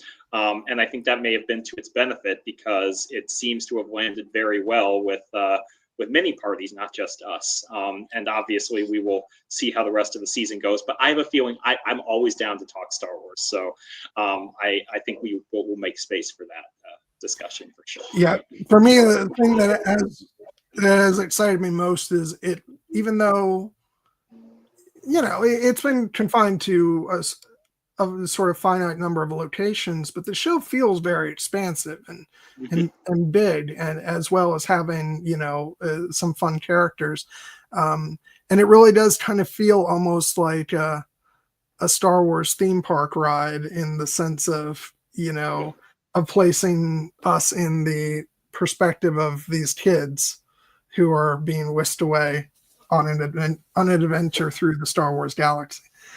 And so it kind of, I almost felt like, in the, I won't get into specifics if people haven't watched it yet, but the first place they end up almost feels like it could have been, what's the name of the Star Wars park at Disneyland? Galaxy's Edge. Yeah, it felt like it could have been Galaxy's Edge. Almost. No, it's not as kid friendly as I think Disney wants Galaxy's Edge to be. There are some establishments there that are probably 18 plus. It was killing me when Core Center was trying to allude to those places. It's like you can say it. I don't think Force Center is as as kid friendly either as our beloved host might think it is. No. But anyway, we're loving the show. I can't wait for the next episode. So I think we will probably be talking about that show as well. And and then we'll come up with some other ideas for what lies ahead next year. Next year will be a year of a lot of anniversaries. Yes. Because there's some great movies that are celebrating, whether they're 20th anniversaries, 25th anniversaries, what have you. So yeah. And anything else you want to mention before we jump back in? No, I mean, like I saw that you had updated the schedule, and I agree with everything. We'd already said we wanted to do Black Doves, which I have not started watching yet. I know you have, but I'm very much looking forward to it. I've seen the first 2 episodes. It's good. All right, nice. I have a feeling. And I've been very keen to talk about Interstellar. I really, really wanted to go see the 10th anniversary release in IMAX. Unfortunately, one of the drawbacks of I live in beautiful Monterey, California. I love it here, but one of the drawbacks is there's not an immediate IMAX theater in the vicinity. You have to go all the way to San Jose, and I'm like, shit. So I did not get to see the 10th anniversary of Interstellar in IMAX, but I own the Blu-ray, so I will catch up with it that way. And I'm very excited for War of the Rohirrim, obviously. My theater is showing it in IMAX this week, but I don't know if I'm going to be able to do it because, first of all, come Friday, I'll be going to see War of the Rohirrim. But even before that, I still have to get out to see Gladiator 2. Mm-hmm. Which I have a question. Did you end up doing a double feature? I did not, only because I was originally planning to, and then I had dinner plans with my family, so I did not get to do the double feature.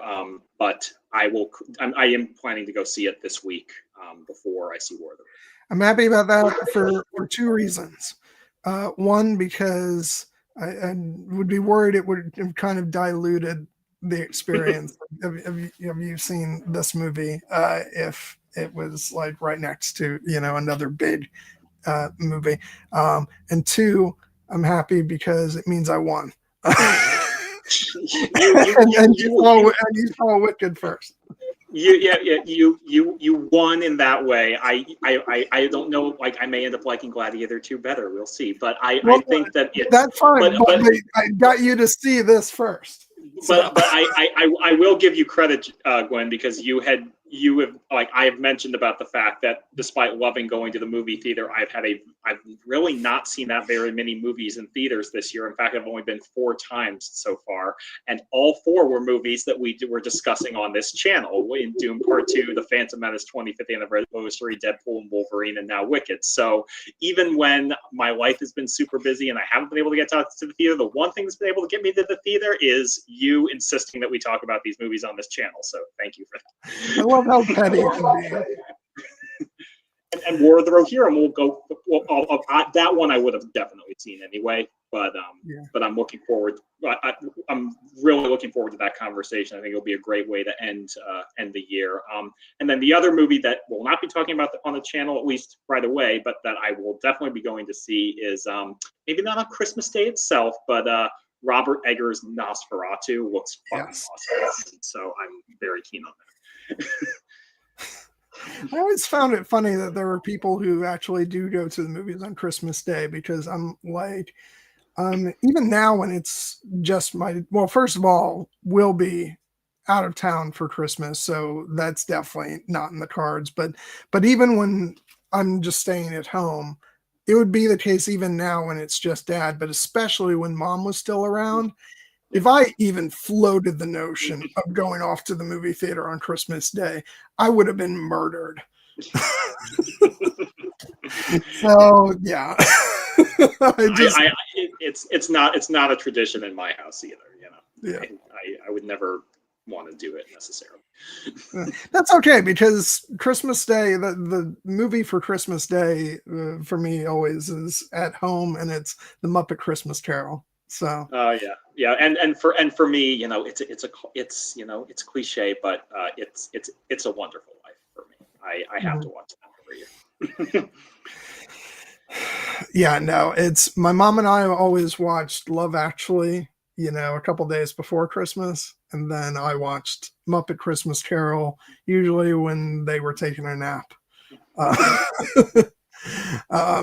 But yeah, so yeah, John, I'll have to figure out what I'm doing, for my movies this Christmas, since I think when I was up there last Christmas, I did sit up in the bedroom they had me set up in, and I didn't watch either of those, but I was watching, I think, Rudolph the Red-Nosed Reindeer.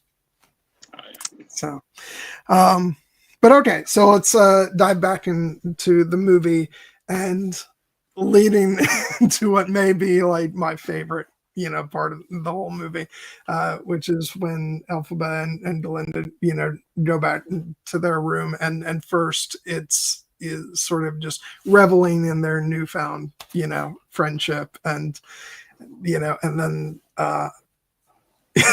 just the hilarity of Galinda going, well, let's tell each other something we've never told anybody else. Okay, I'll go first. And then, of course, Fiyero and I are getting married. He asked you already. Oh, he doesn't know. And then it leads into, the heartbreaking, story that Elphaba tells about, of course, her horrible, horrible father, and the fact that he hates her, because, of course, of something that was his fault. The loss of, her mother, and because of the fact that her sister, was born with her legs not fully grown, and and that great moment of, Galinda consoling her that's actually not, that may be your secret, but that doesn't make it your fault. And but then it lightens things up again with, I love it. You're saying, Elfie, can I call you Elfie? Well, it sounds a little, peppy to me. Yes, I know, that's what I'm going to call you. And and I've decided to make you my new project. Oh, you really don't have to. Yeah, I know. That's what makes me so nice. And then this leads into the popular song, and right before, like, she starts singing in earnest, I love the tightening in that the camera does every time she leans in closer to Elf. It's sort of, and everything about this number, it's so, amazingly goofy and funny, and endearing. And what makes it even better than in the actual stage musical is that Elphaba is actually into it. Like, she's enjoying it, which is not the case in the stage version. It's pretty much still just Galinda kind of being her Galinda self, and Elphaba kind of not wanting any of it. And so, but I love the fact that now she's warmed up to her, so she's actually really enjoying the attention and Galinda's intentions, towards her. And but it's this is the showstopper number for Ariana Grande. in the movie, and I just, yeah, and I love especially and vibing with my shirt. I loved how progressively pink the entire number gets, and by the time she's dancing by herself in the hallway, like the screen just, really the colors fade into just this really bright pink, which which I thought was great. But no, she's absolutely outstanding in this, and so is everything that Cynthia Erivo does to complement her in this sequence. It's just, it's a tour de force. Yeah, no, this is the Ariana Grande like showcase here, because as you mentioned, it starts with this was the sequence where I like, even though I appreciated it beforehand, it was like, oh, this is a comedic performance, like an unapologetically comedic performance that she's giving, because I was cackling, laughing, watching her through much of this. Spaced out, of course, by the real emotion of the sequence that you mentioned, where she recognizes that Elphaba's dark secret, that she feels responsible for her sister's condition, and that her father's resentment of her for it on multiple levels. But she, is incredibly kind there and gives Elphaba the knowledge that she needed, that no, it is not your fault. And like, you need to actually, like, you can, recognize that this is something that was unfair, that, you don't just have to accept this. And I think that is a beautiful grace note start of the very funny idea that she's like, now that I've given you a speech on self-acceptance, let me give you a speech on all the ways that I can improve you. Which and the reason that this sequence comes off as entertaining and well-meaning is because it's grounded in that emotion first, and it doesn't come off as like overbearing in that way, even though it very much is. I in particular, knowing that your affinity for Ariana as Galinda, when I was watching the movie in the theater, I had a chuckle at the line where she's like, "I'll help you be popular. You hang with the right cohorts. You'll be good at sports." And then she holds up the ball and then immediately tosses it away. And I'm like, I bet John got a good laugh at that, because I don't know if Galinda's actually good at sports, but I bet she thinks she is. But also the like just the wordplay in this sequence is really clever in the song. Like when they're, don't be offended by my frank analysis, think of it as personality dialysis.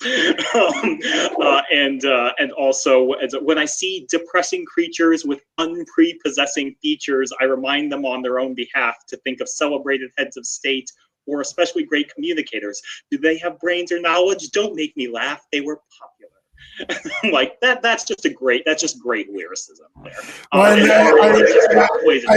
love when she says they were, and then Elphaba chimes in and she goes popular, and then she goes right. yes. Which honestly, not bad political analysis there, Galinda. That there are definitely some heads of state who do not possess the intelligence or character, but they are for some reason popular. But in this case, I think that this entire sequence, culminating in the fact that like eventually, I also really enjoyed the dynamic of the like they play into the trope of that is made fun of in like Not Another Teen Movie. It's like you just remove the glasses from the supposedly unattractive woman, and then it becomes instantly attractive. And in this case, she takes the glasses off, and she's like, actually, we're gonna put those back on.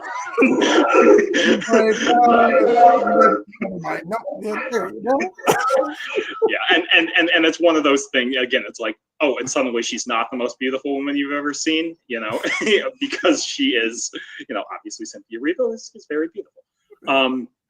But in particular, ultimately it comes down to all that she really does is she, gives her the little flower behind the ear, and Elphaba is so overwhelmed with that gesture that she has to take a moment to herself. And it's actually quite a sweet end to the sequence. And then it's not the end of the sequence because Galinda is like, even though you're gone, I'm still going to sing and dance the rest of the way. And she's, she's in the hallway and then she sees her own reflection. She's like, oh, hello there. And then, and then just the part where she's just allowed to let go and start, singing and dancing in the hallway is just, so great. It's such a great cinematic, like old school musical, moment. And then of course it ends with, you'll be popular, too, and just not quite as popular as me, which is great. And it just ends on this big, the moment that then just like, again, it just, the whole thing is just pure old school, movie musical that just, it feels like something out of classic Hollywood. And there was another beat between them that I was just about to mention, then I forgot about it.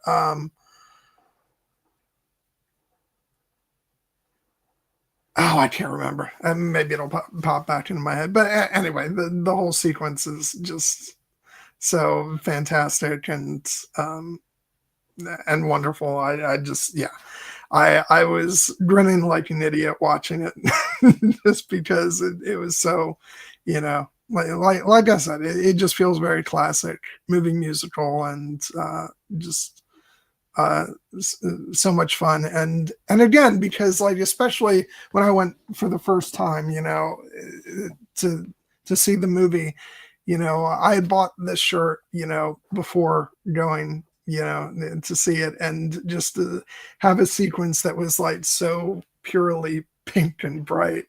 It was just very thrilling for me sitting there, proudly wearing my pink Galinda shirt. So it just made me really happy. And of course, then the movie goes downhill into sadness after this. But it's like a last, deliriously happy moment that we get. And it really, this is the solidifying of their friendship and their love for each other. And I just think it's so beautiful, and it's a great, beyond all the stuff we've been talking about, just sort of the aesthetics of the musical number and sort of the, and then the emotion found therein. It's just this great moment for these two female characters coming together. Indeed. Yep. So now, because of what follows after this, feels like a good time to switch over to talking about our beloved Peter Dinklage, as Dr. Dillman, which I just love Peter Dinklage. Like, even when it is just his voice, it's just so immediately endearing, and I really love the bond that forms between him and Elphaba. Even though they only get a few minutes together, really, and over the course of the movie, but it is because they're sharing this sort of, experience of the othering that they've been exposed to. They're very much, they have that commonality, and it feels like they're kindred spirits. I just love when she's like, I don't have any friends, and he says, well, maybe one, and it's just such a great moment. And but this storyline is where, obviously this becomes the driving force into, as we go into the final act of the movie, what drives the story, and sort of the politics that are, less and less under the surface and more bubbling over. But it's like, this is sort of the thing that's, again, like we were talking about earlier, if you're not seeing, like the parallels, between, what's happening with Dr. Dillman and the other animals. And, it's like, it's very easy to draw those comparisons to, what's happening, not just in a sort of general modern times, but right now, which, was not necessarily intentional because, of course, the film has been in production for a while now. But it's just one of these things where sadly, life mirrors art, and, and it's one of those things that, it's been clear to see for a while now. So, and these things keep again coming up throughout history. So in, a sort of story that should be kind of taken from history, we find ourselves once again going through all this shit. And so in that way, the movie becomes very, very resonant and very sadly topical. And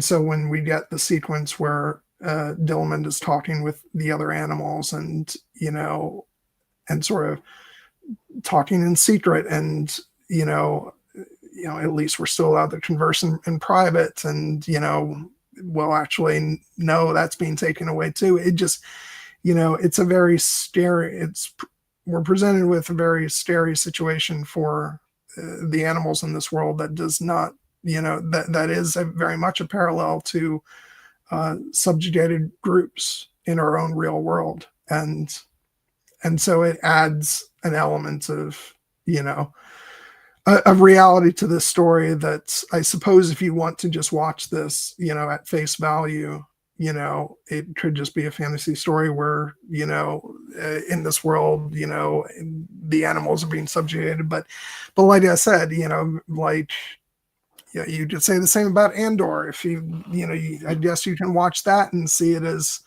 okay, it's about the Empire and the Star Wars galaxy is subjugating its people, but it's so very easy to see all the connections to what is going on in the real world. And so for me, it's, it's very plain to see. I don't, if you want to willfully, dismiss it, I guess that's up to the individual viewer. But for me, it just really added to the pathos of the movie. Yeah. This is the intentionality of the story. I have not read the original book that was the thing from which the Wicked musical was adapted. I think it was a Gregory Maguire novel. But apparently that book is even more explicitly political in this way. Yeah.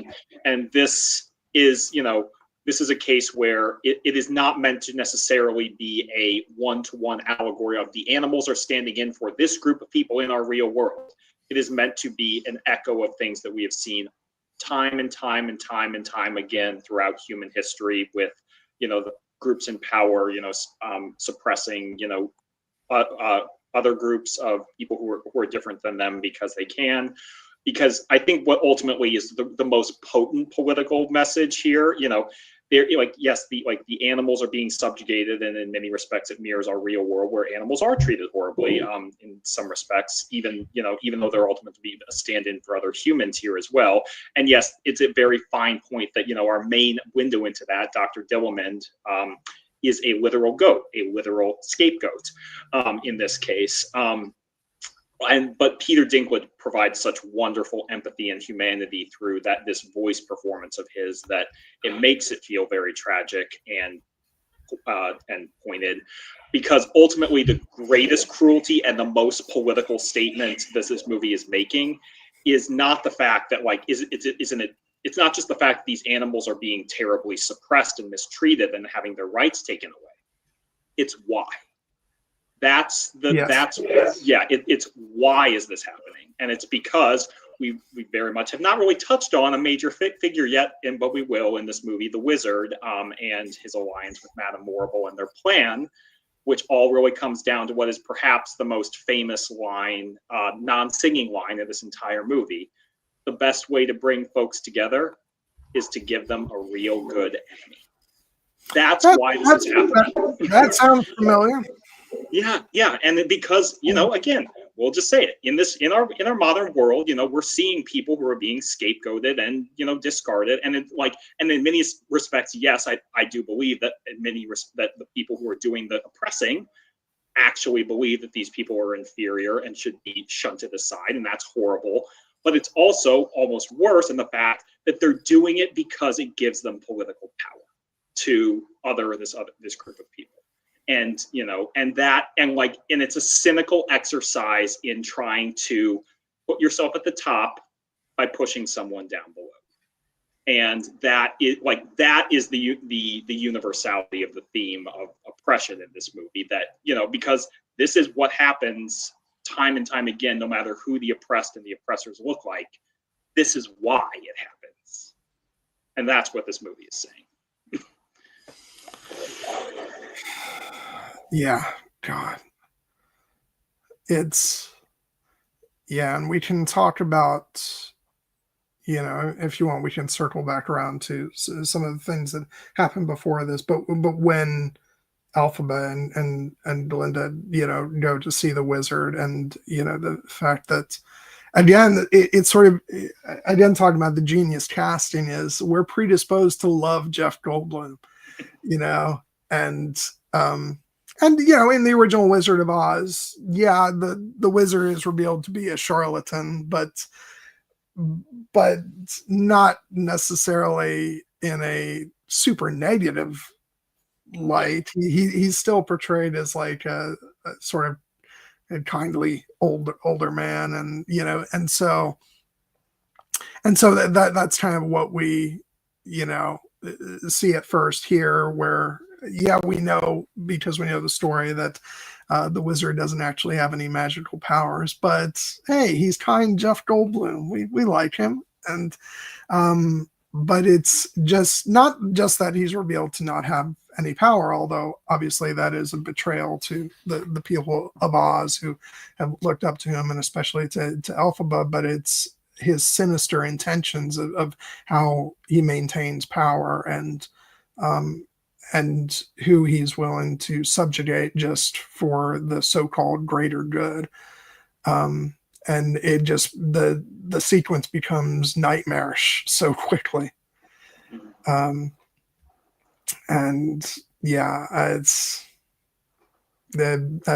bad, Jeff Goldblum, bad.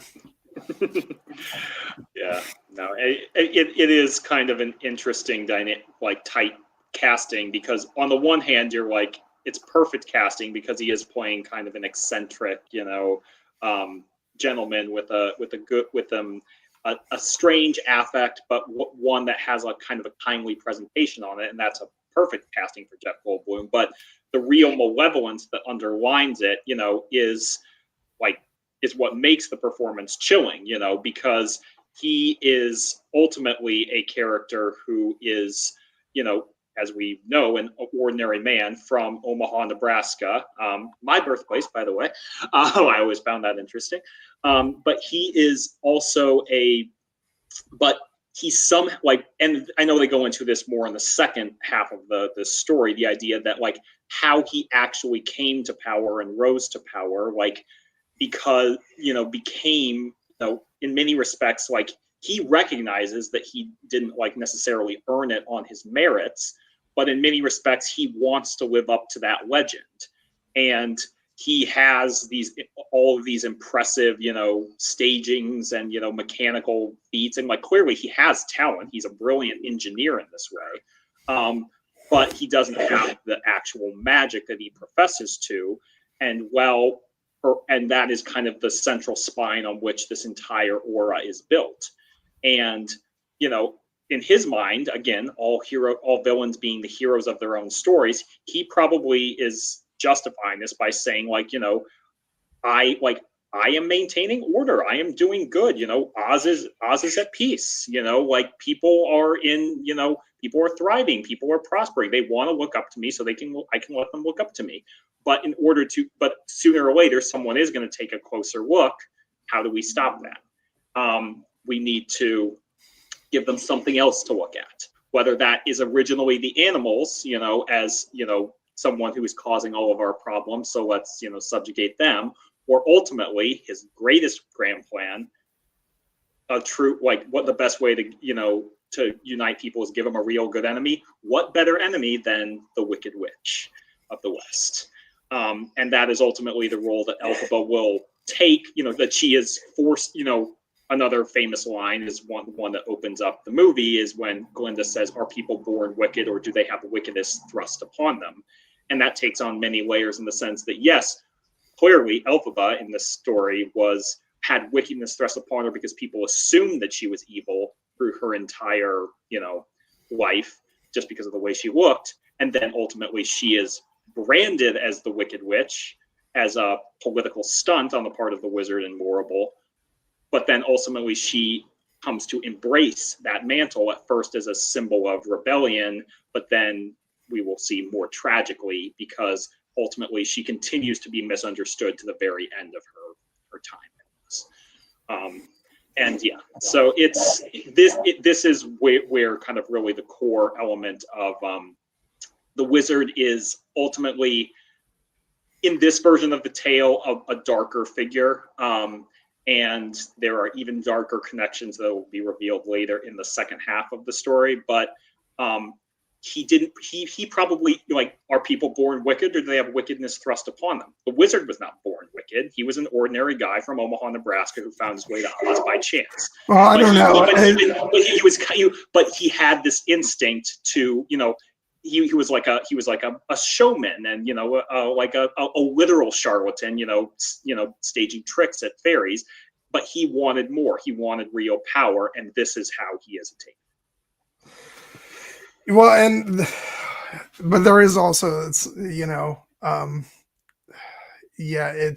this sort of damning indictment of our own world as well, of like, it took somebody from our world to cast this shadow upon Oz, which is also something that feels very timely, but honestly, that would be true of any time, because we're a destructive people, in case people haven't noticed. But yeah, it's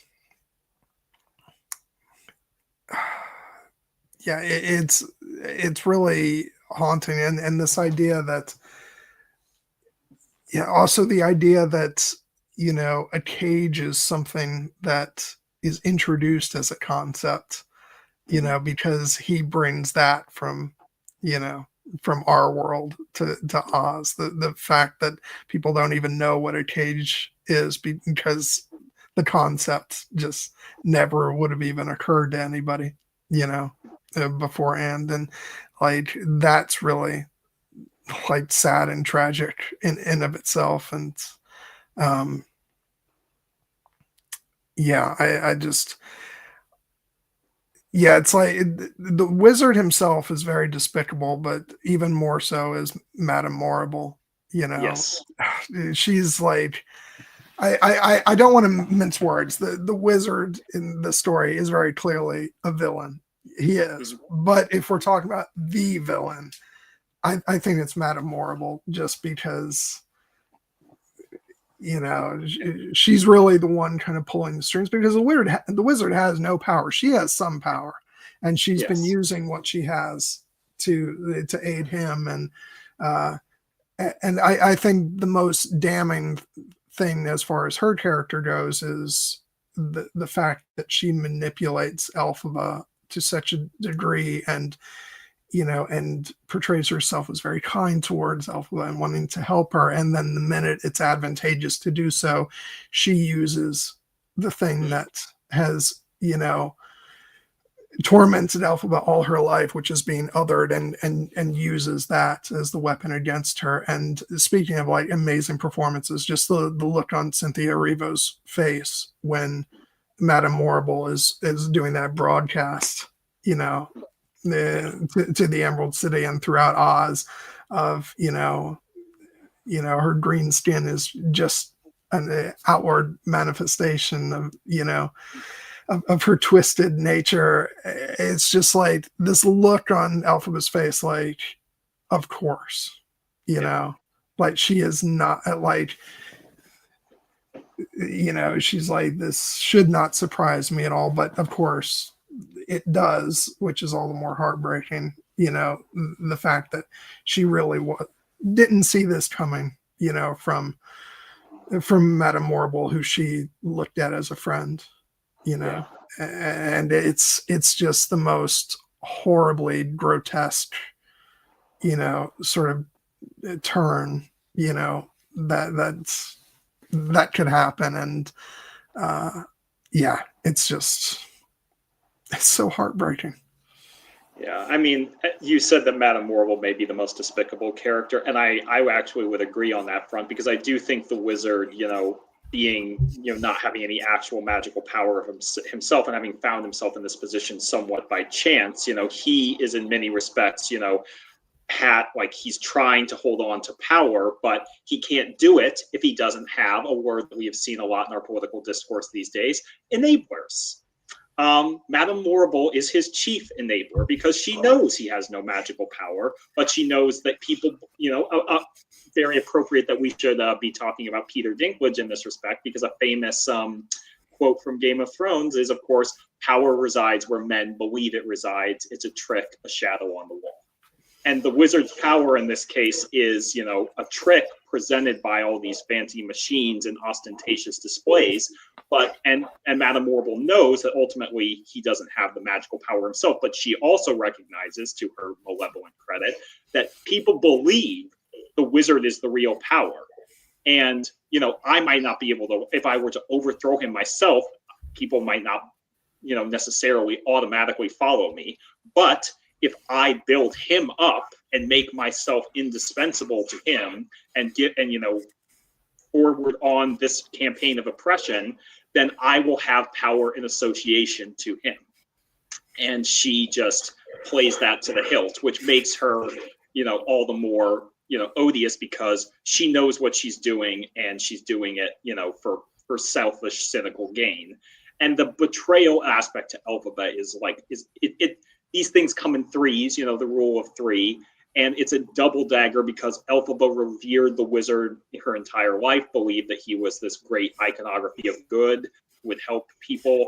And then that gets taken away when he realizes she's a fraud. And then she realizes that Madame Morrible, who has been mentoring her and showing kindness to her, is not only in league with the wizard, but she is willing to throw her away, you know, and brand her as a villain for her own selfish ends. So she suffered two betrayals in rapid succession.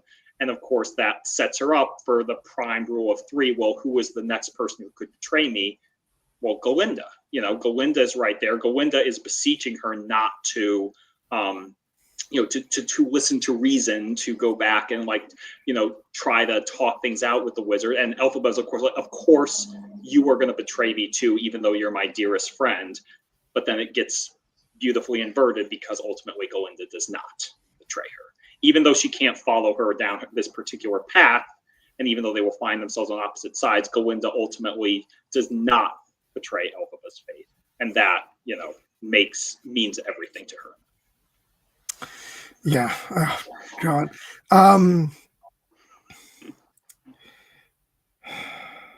Yeah. And the thing with Madame Morrible is the fact that actually it works out all the better for her this way, because actually this keeps her in a very powerful position, because I think she's very much aware that she could very easily see herself replaced by Elphaba. Mm-hmm. And so, oh God, it's just like, yeah, Michelle Yeoh is so fantastic, so I love her to pieces, but Madame Morrible is just such a horrible, horrible person. Which, again, you know, it shouldn't come as a surprise to anybody with a name like Madame Morrible, but but, you know, we're beguiled by, you know, by the Yeoh of it all. So yeah.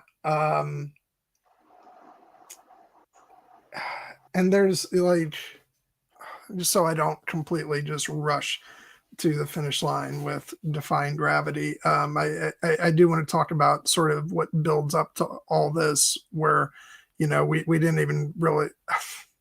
I am going to backtrack a little bit here, just because I do want us to end with the big finale.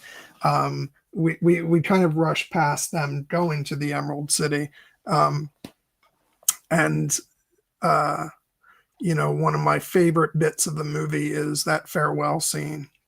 You know, aside from the hilarity of when Fiyero comes in and, you know, and all the, you know, funny lines that Galinda, like, you know, he's been different since that day. He's been thinking. And which I don't know if you were paying attention or how well you know the story, but that's sort of yeah, I get it. I know.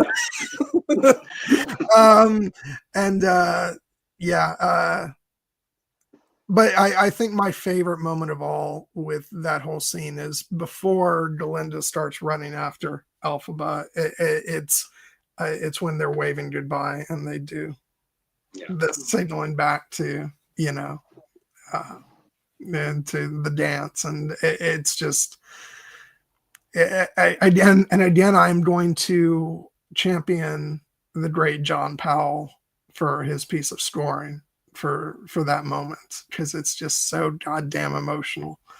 You know, it's you know, again, like, obviously the songs are rightfully going to get all the praise, you know, but the score, just with the combined efforts of both John Powell and Stephen Schwartz, of course, just, you know, I'm positive it won't get an Academy Award nomination because, of course, so much of it is based off of pre-existing material, but it really should, because it's one of the most breathtakingly beautiful scores, you know, of the year. And, you know, speaking of getting grouchy about disqualified scores, the hammer just came down for good on Hans Zimmer's Dune Part 2 score, which will also not be eligible. And I just can't. I just can't. But yeah, it's so beautiful, and of course there's the moment where, you know, Galinda says, you know, in solidarity with the animals, I decided that I will change my name. Henceforth, I will no longer be Galinda, but just Glinda, which is, of course, how Dr. Dillman, you know, pronounced her name, although it was more like Glinda. And then, of course, another bit of hilarity from Bowen Yang, just going, so brave. Which, again, you know, rings very true. Yeah. I mean, and she regrets it immediately, which is funny. But like, and it sets up the beautiful exchange that we mentioned, where she's like, I don't even know why I did that, and Elf was like, it doesn't matter what your name is, everybody loves you, and it sets up Galinda, you know, bemoaning like the fact that Fiyero seems to not be interested in her anymore because he's interested in Elphaba. I don't care. I want him. I don't think he's perfect anymore, and I still want him. This must be what other people feel like. How do they bear it?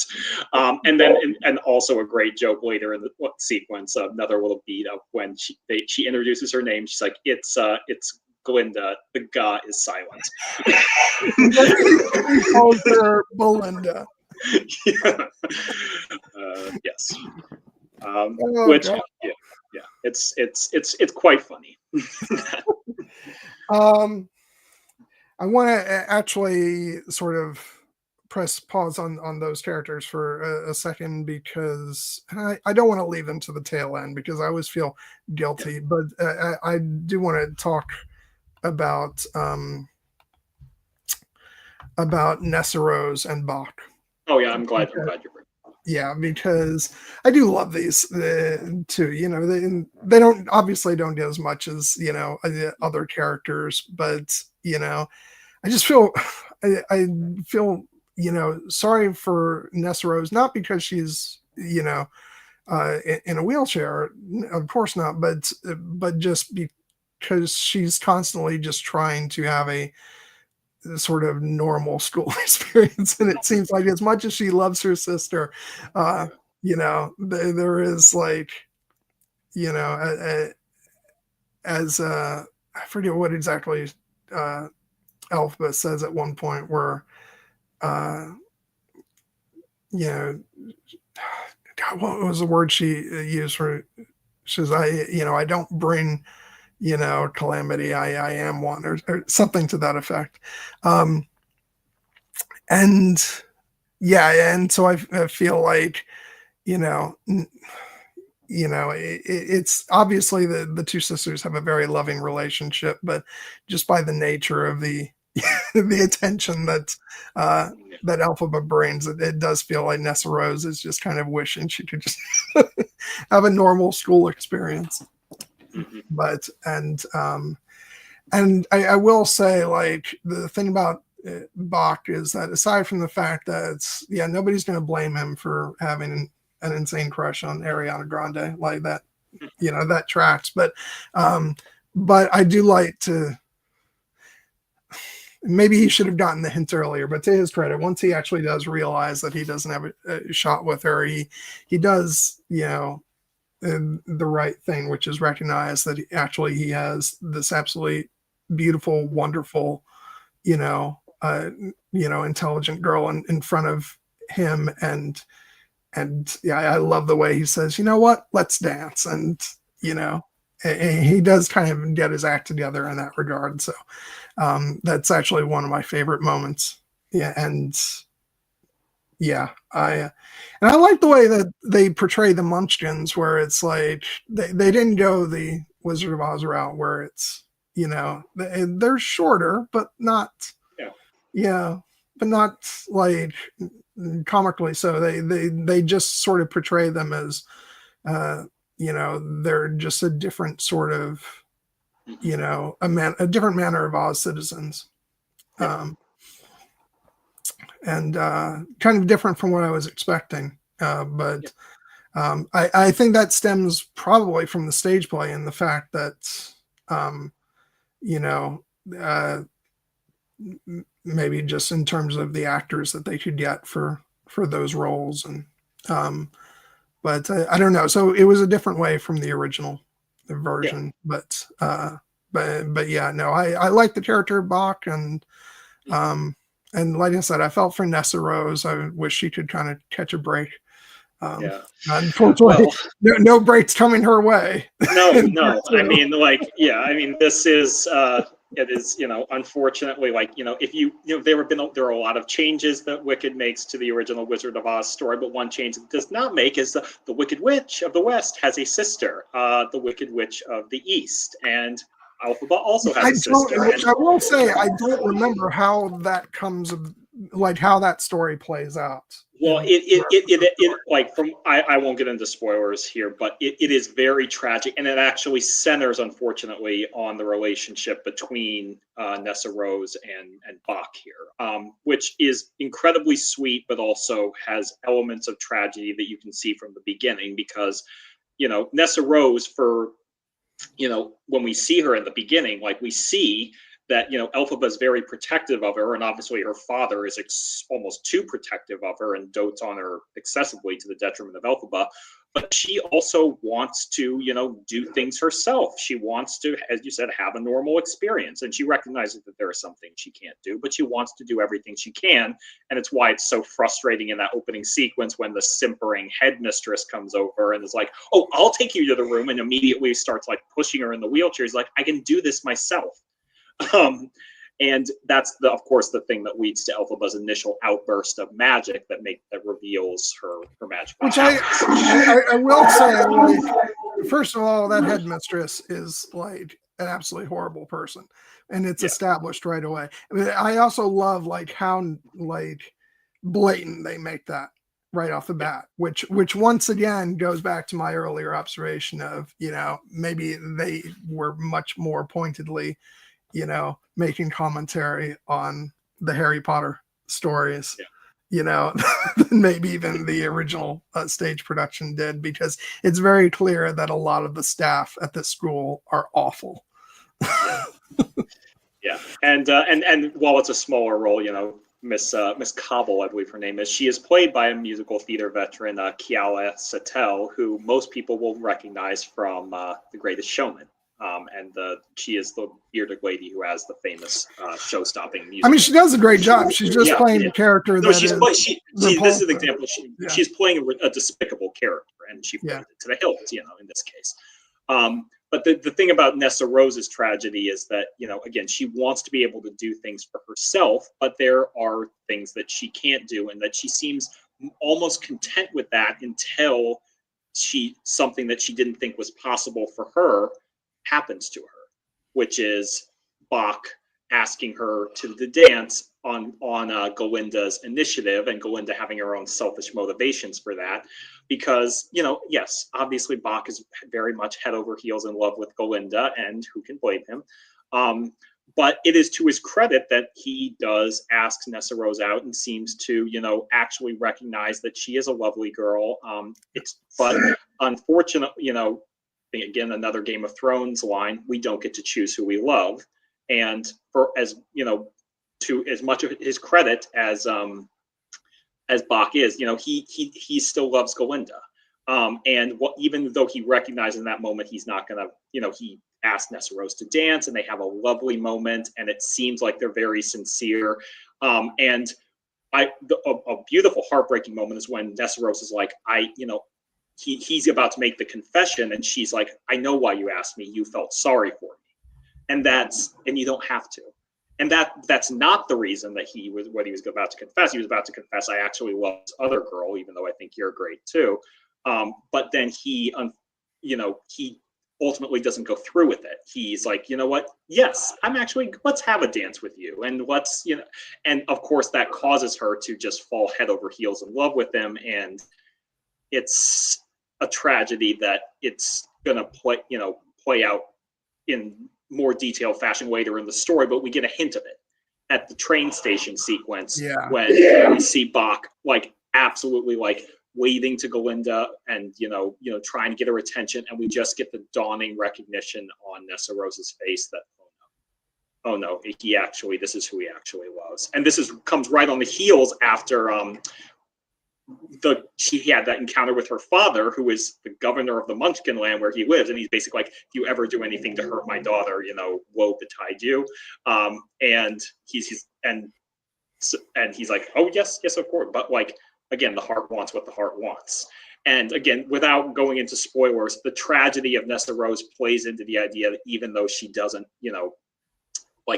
this started as a very sweet and innocent thing, she ultimately feels like she can't let go of Bach, and that's what leads to all the tragedies that follow. And there's a hint in Bach's name as to his ultimate fate as well. Another famous character from the Wizard of Oz story. Yeah, no, some of the stuff has started to come back to me. It's just, of course, when I realized that, because you don't get a lot of the story just by listening to that original cast album. There's so much beyond just the songs, and it has been. I saw it in 2010, so it's been a good 14. Going on 15 years. So yeah, I'm kind of happy that some stuff is a little hazy, because it allows me to go into, especially part 2, not having a vague notion of what's going to happen, but a lot of the details are not so clear, which is fun. I get to rediscover it. Yeah, exactly. And shout out to Ethan Slater and Marissa Bode, who play Bach and Nessa Rose. They don't have a ton to do, but they every moment with them. Their 2 of the performers I thought were great in this cast. Yeah. And so I'm trying to think if there's anything else I want to make sure to make note of before we return to the sort of climax of the movie.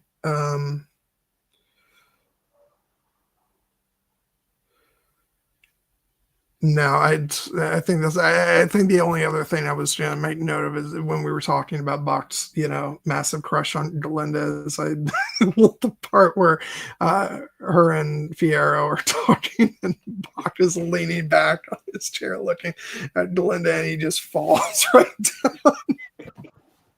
Which, it's it's an oldie but a goodie, as far as comedy goes. Yeah.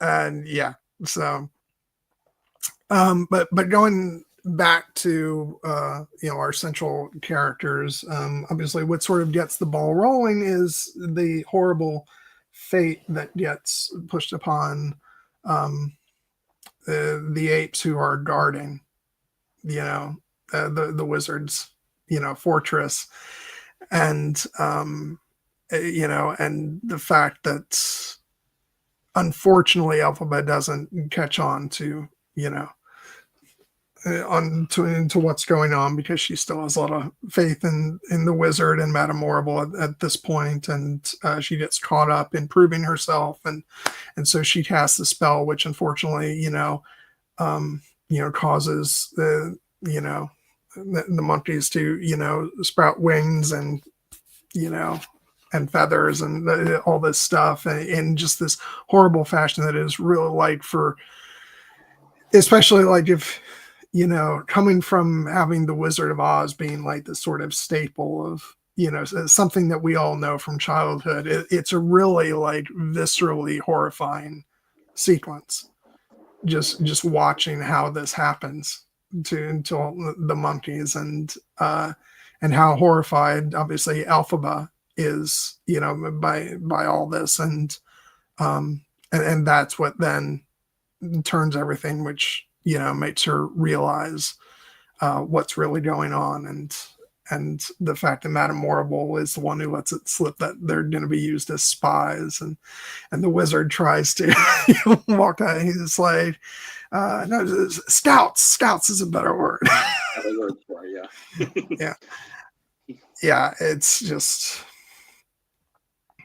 Yeah, and it's really like you were talking earlier about, ultimately Galinda will not betray Elphaba, but because of the nature of the life that Galinda has led, where she would naturally put a lot of faith in authority figures, and she's not accustomed to rocking the boat at all, and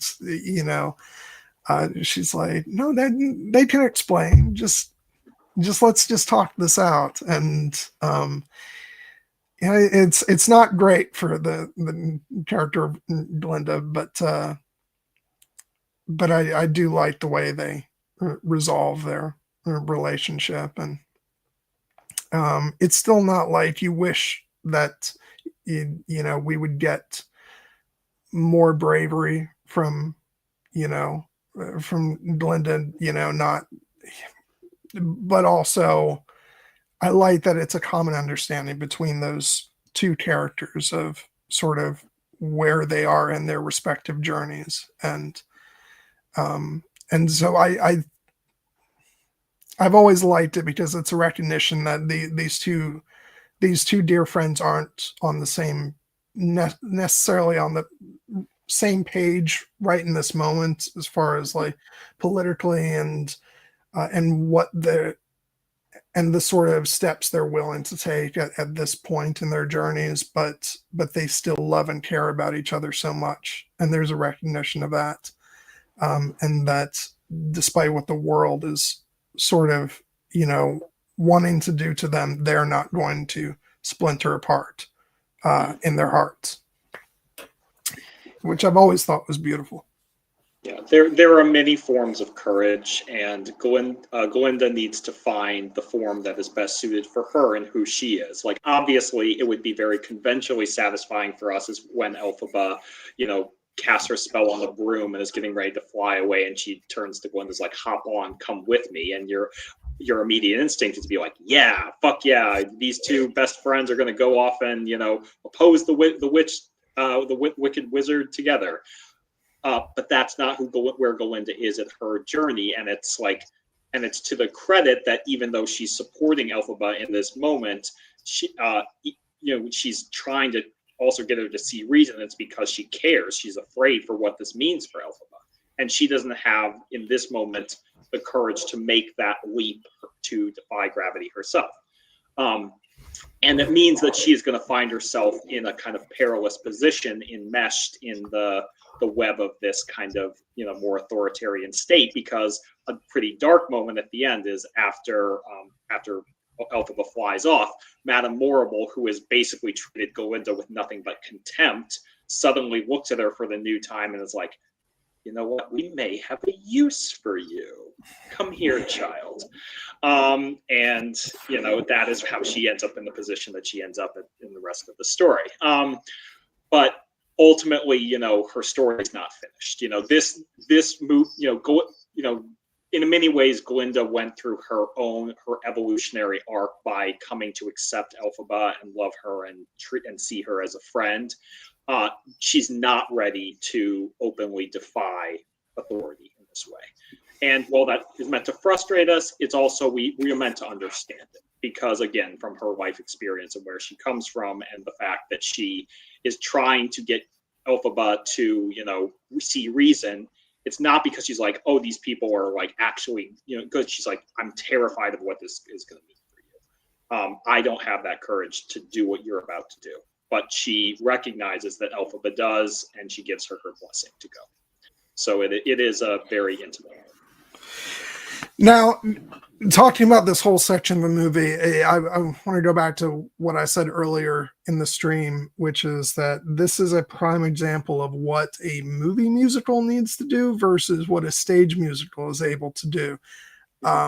This movie adds a lot to the Defying Gravity number, not in additional lyrics, but in breathing space in between parts of the song. I imagine this has frustrated a number of fans of the musical. I know I saw one thing about it online, which I kind of responded to. I imagine it's probably a common complaint amongst for some fans, and I understand it, because the song is not presented as like a fluid one piece of music as it is in the stage play. We get a lot of moments in between, which are sort of expanded through both John Powell's score and through these astonishing character beats between Elphaba and Galinda. And for my money, like, I'll be honest, like I struggled with it on my first viewing. I was like, oh no, I just want Defying Gravity in its sort of pure form. But having now seen the movie 3 times, I know I walked away, especially from my viewing today, feeling like, no, this was astonishing what they did for the finale of this movie. And I think that some of those sort of breather moments in between the sections of the song are some of the most powerful moments of the entire sequence.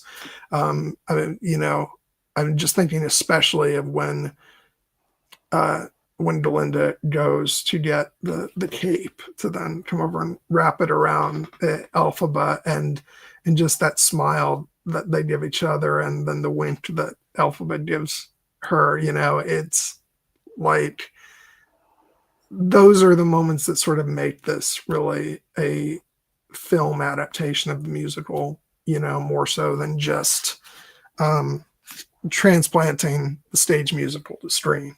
It's so I don't know. So some people might take issue with it, but for my money, it's a beautiful, this sequence is a beautiful adaptation.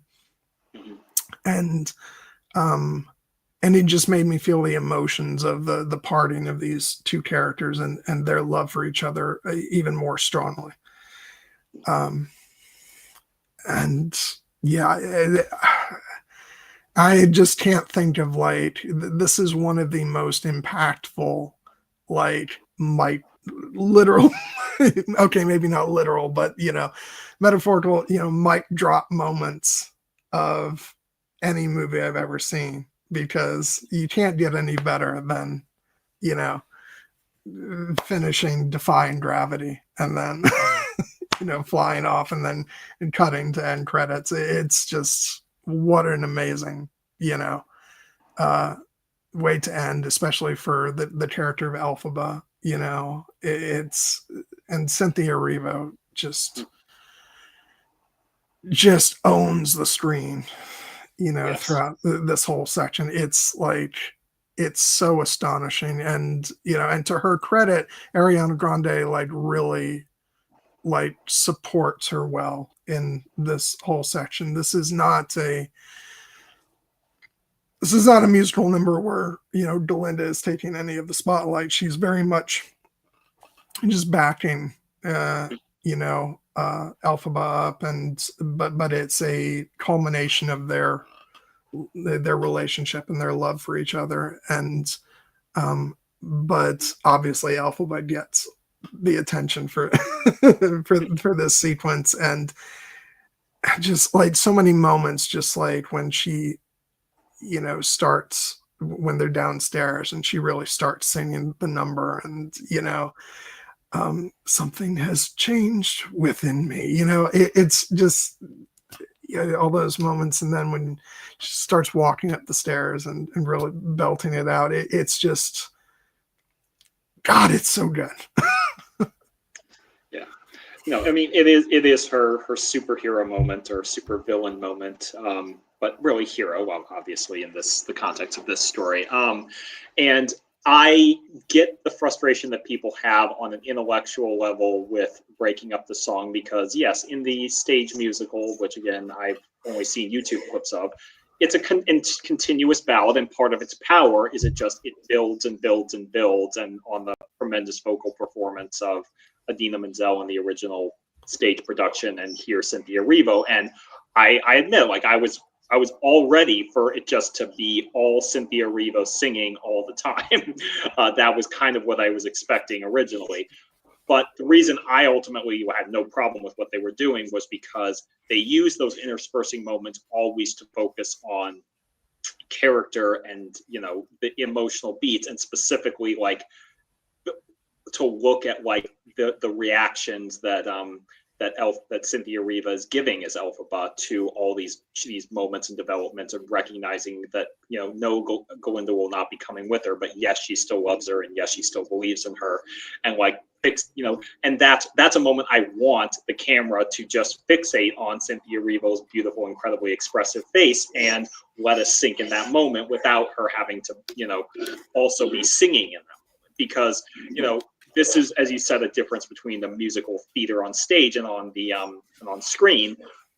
On a stage, the audience is sitting several, sometimes hundreds of feet from the actors. They can't see all those little facial expressions, so you have to convey the emotions through song, and it's better to just let that go and belt it out. But in the movies, we can take that time and focus on get up close with the actors and let them have that intimacy and that emotion with their best assets, which are, the way that they relay emotions through their facial expressions. And this is where Cynthia Erivo, again, in my opinion, should win her Oscar, because in this is one of the sequences that she just absolutely crushes.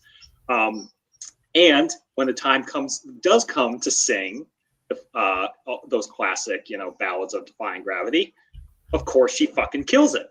So I think that, it's ultimately the right choice for this cinematic adaptation, because it shows off all the aspects of what makes this amazing performer the right choice for this indelible role in this iconic sequence. And yes, having the movie end on her literally racing into the setting sun in the west, is a pretty good iconography for that. Yeah.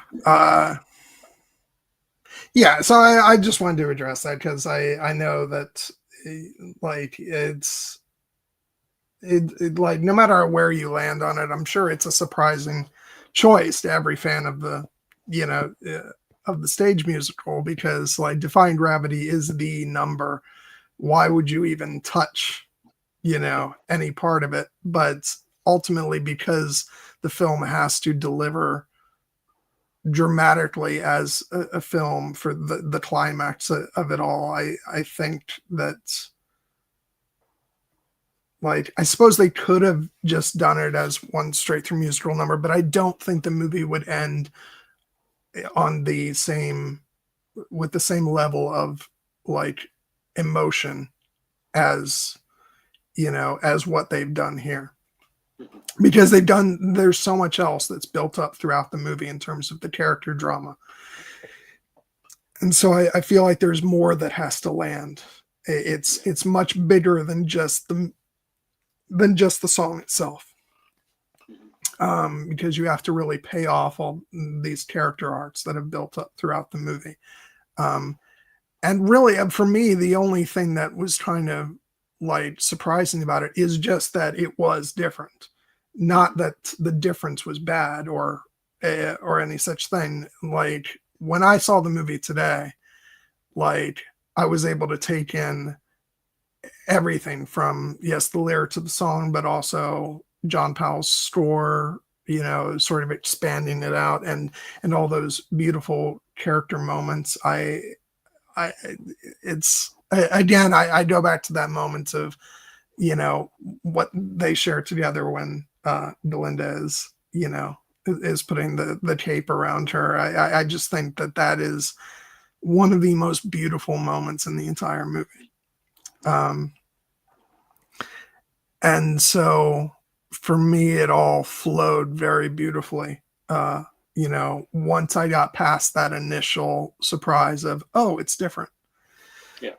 And so yeah, I think ultimately they made the right choice. And I think that this, like, I think I made it clear by this point that I think the entire movie is a tour de force, but the finale is just so amazing, and I think vindicates the decision. If nothing else, throughout the movie does.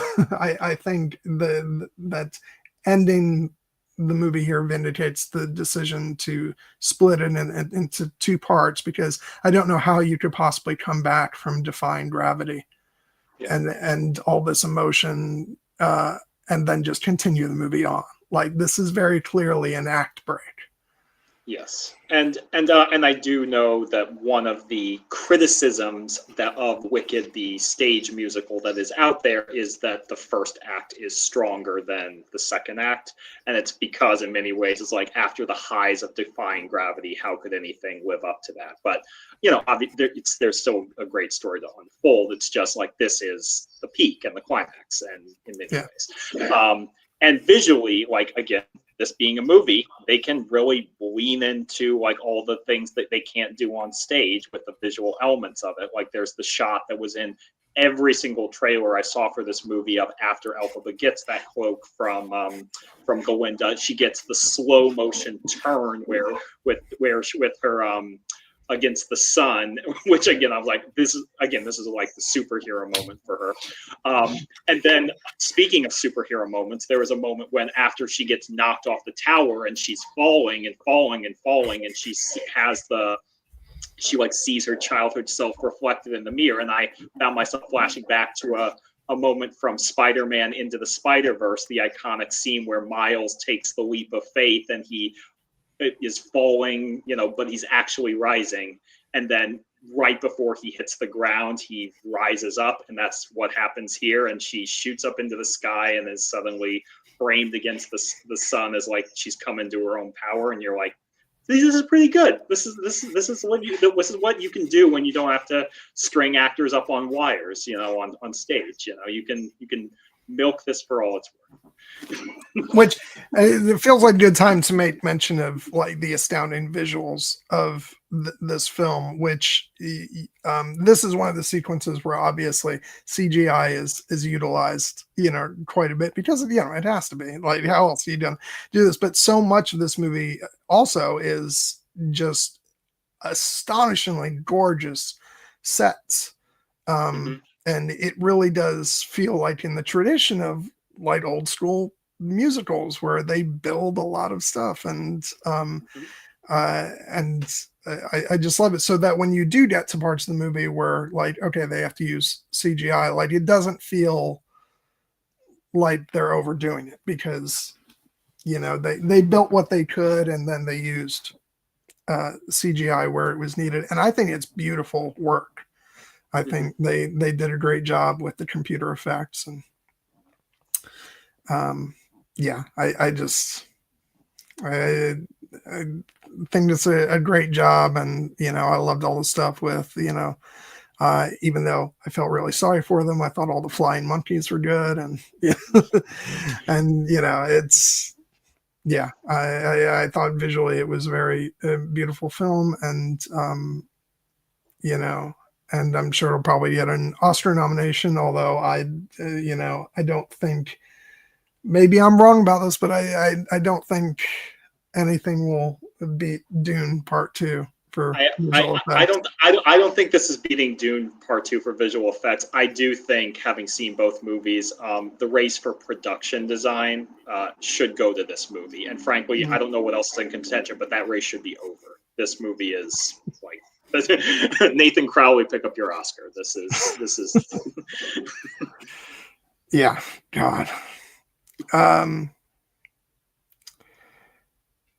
It's just another like part that I'll sort of single out of this ending sequence as far as the song goes. Like it's always been one of my favorite parts. Obviously people will rightfully talk about when Cynthia Erivo is up in the sky and really delivering it in full force. But I always love I loved it in the original number, and I love it here is when when Elphaba says are you coming, and she's trying to talk Galinda into coming with her, and just when they both start singing Defying Gravity, and and talk about how together they'd be unstoppable. And it's such a beautiful union between these two characters. And that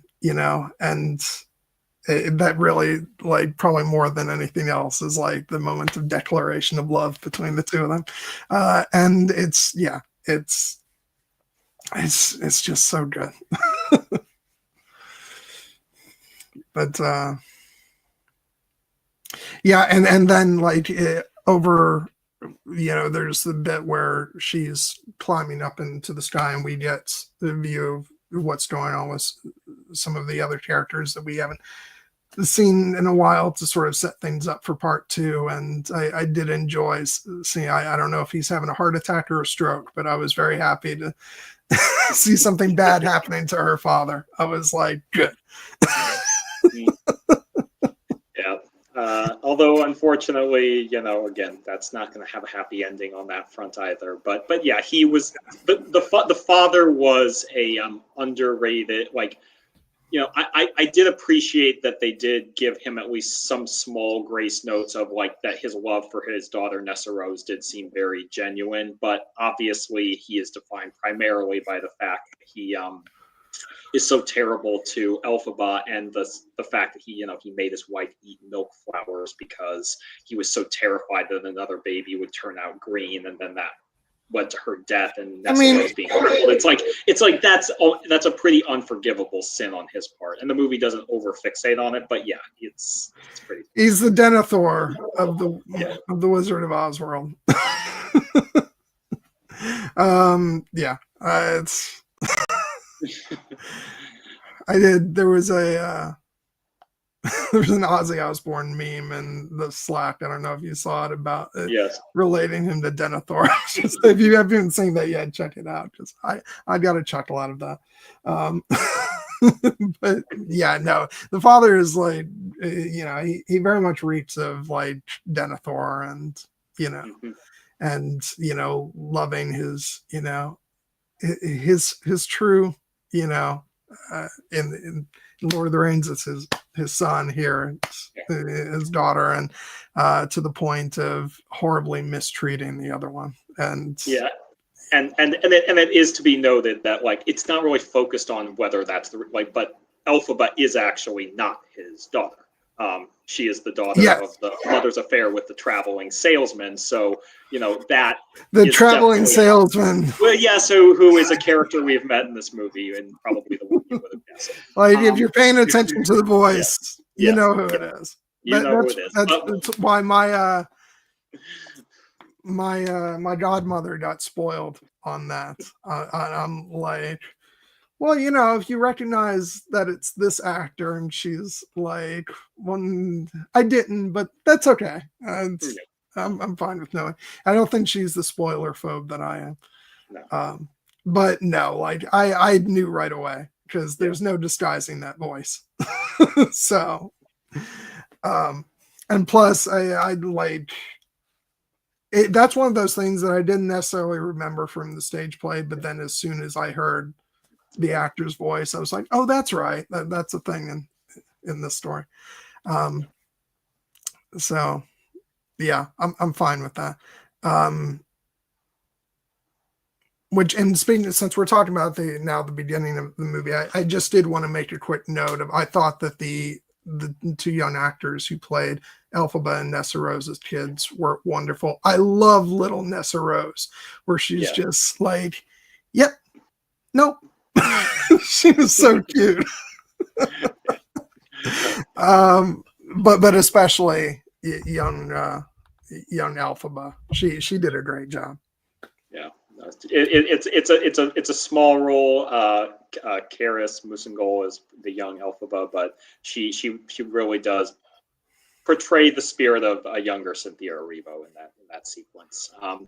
And yes, the young Nessa Rose is very cute, and shout out to Dulcibert. She's a real one. I was just about to say we got to give a shout out to Dulcibert because oh my God, such a wonderful, caring person. Obviously, that also sets up Elphaba's compassion for the animals.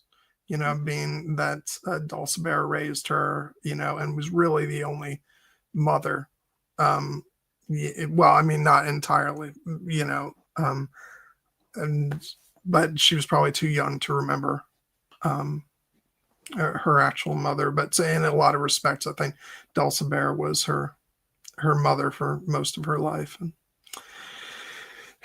she was a real one. Yeah. So I'm trying to think of anything else that we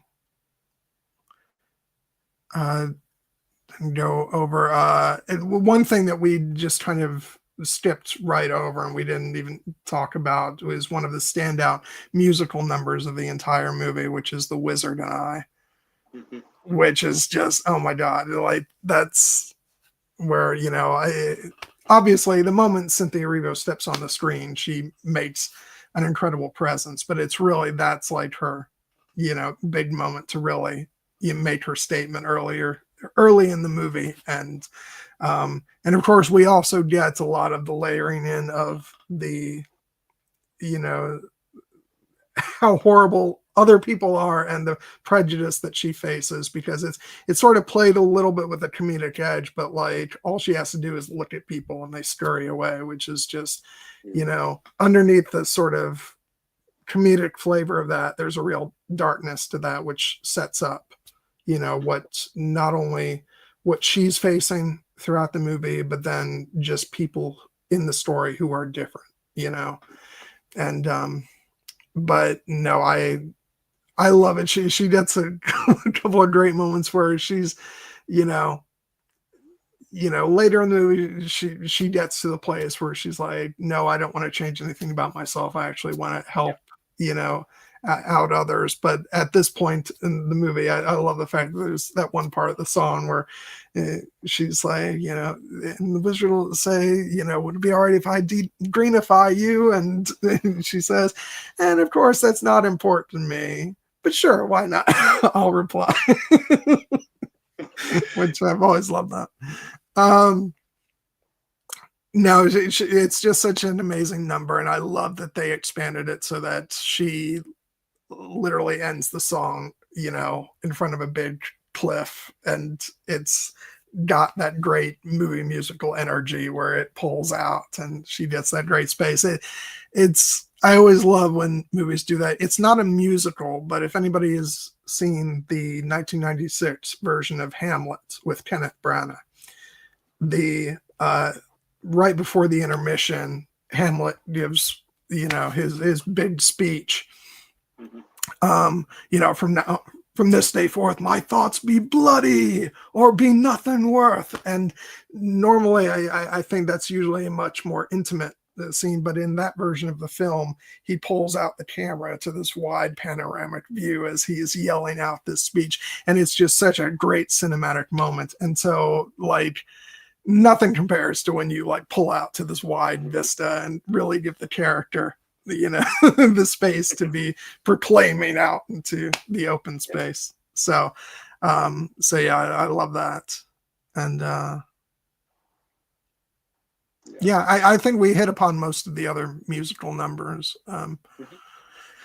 This little piece that Dr. Dillman has, which is good. That's one of the more brief ones.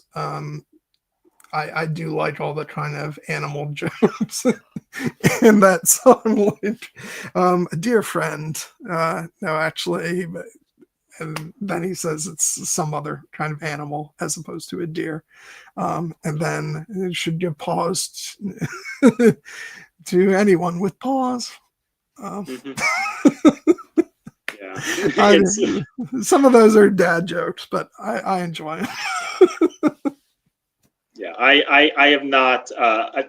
Peter Dinklage doesn't really get to stretch his vocal talents in this song as much. Although it did remind me that one movie I do want to catch up on is the musical adaptation of Cyrano, starring Peter Dinklage, directed by our friend Joe Wright, that I have not seen and feel ashamed that I have. That's one of those that I keep saying I want to watch it. I just haven't gotten to it. And just one more thing, in terms of and I don't know, how much does Peter Dinklage sing a lot on stage, or is it just? I don't know, but he's in the credits of the voice cast for that, so I don't know how much of it's him or not, but I believe he can do it. I believe Peter Dinklage can do anything. Yeah, I just didn't know how experienced he was, but I was going to say, because I don't want to cut, I don't want to not give him his due credit if that's something that he actually does quite, because I think he was actually in the original stage version of that musical, which I don't know if it was made at the same time or before or after what, but I think he actually did perform that on stage. But the point I was going to make was that we have a number of singers in the movie, or a number of actors in the movie who are not, singers. That is not their primary thing. The main roles are, played by very accomplished singers. But then you have people like, Jeff Goldblum and Michelle Yeoh, and I'm going to put Peter Dinklage in that category, but again, with the asterisk of I actually don't know what his stage experience is with singing and stuff. So for my forgiveness if that's actually something he does more often than I think. But what was good was that they did those songs in a way that it kind of, they sort of adjusted to the abilities of the performers. Because I actually think that they all did a pretty good job. Yeah. It's just those parts don't require as much of, of those actors, vocals as, like the characters of Galinda and Elphaba and, and Fiyero and so forth and so on. So, but I never felt like any of their singing was like detracted from the movie. I thought they did a really good job of tailoring, each of their bits to their abilities. Yeah, I think that they did that by by keeping those numbers shorter and making them less like grand and ostentatious, and then also allowing, like in the case of The Wizard and I, like Cynthia Erivo gets to take that song over after Madame Morrible does her bit, with Michelle Yeoh does her bit. In the case of Jeff Goldblum's A Sentimental Man, he just like, it's a very understated number that he can almost kind of like talk sing his way through, and it kind of is a little bit of like a Willy Wonka, you know, like a little bit of just a bit of imagination kind of bit there. Oh, and what's great is it really helps when it's someone who really has a personality. So even if he doesn't have, you know, like a quote unquote singing voice, Jeff Goldblum has the personality and the charisma to get away with it by just sort of, you know, talk singing, you know. And I think they did a great job. You know, I think the important thing, as always in those cases, is just to make sure that they don't detract from it and be like, "Oh, that was shaky." You know, like you never want to Russell Crowe. Sorry, Russell. You know, Sacha Baron Cohen shaded you long before I did. But I thought everybody did such a great job in this. And, you know, it's once again, I feel like it has to be like one of the all-time film musicals, especially adaptations. So, yeah. I'm trying to think if there's anything else we didn't cover. I think we pretty much covered, you know, all the ground for the movie. Yeah, I'm just going to, again, say how much I absolutely adore this movie, and I'm like, it's cracking me up because this is another case of, and I know you're not going to feel the same way about this because I know you enjoyed the movie, but you know you're not as effusive as I am, so that's fine. But I will say that for me, this is now the second time this has happened with in terms of my rankings for the year when there was a Denis Villeneuve film, because in 2016 I was certain that Arrival would have been my top film of the year, and then I saw La La Land. And so that's and now we have another case where I'm really split and you know, conflicted between a Denis Villeneuve, you know, masterwork and a musical. So I've got Dune Part 2 and I've got Wicked, and I feel like I'm just gonna have to do what I did that year, which is just I'll call it a tie this year because I love both of them that much. I know you're not going to share in that, but that's fine because we both adore Dune Part 2. Yeah, no, I mean, I didn't want to give you the impression that I didn't really enjoy the movie. I did, clearly. Like we talked about it for almost 3.5 hours. I just I obviously had more criticisms of it, you know, and we touched on it, like certain characters, certain sequences, just because we didn't really mention it, like the one short day introduction to Oz, even though it's beautifully staged, that was another sequence where I was kind of like, okay, this is going on a little long for my taste.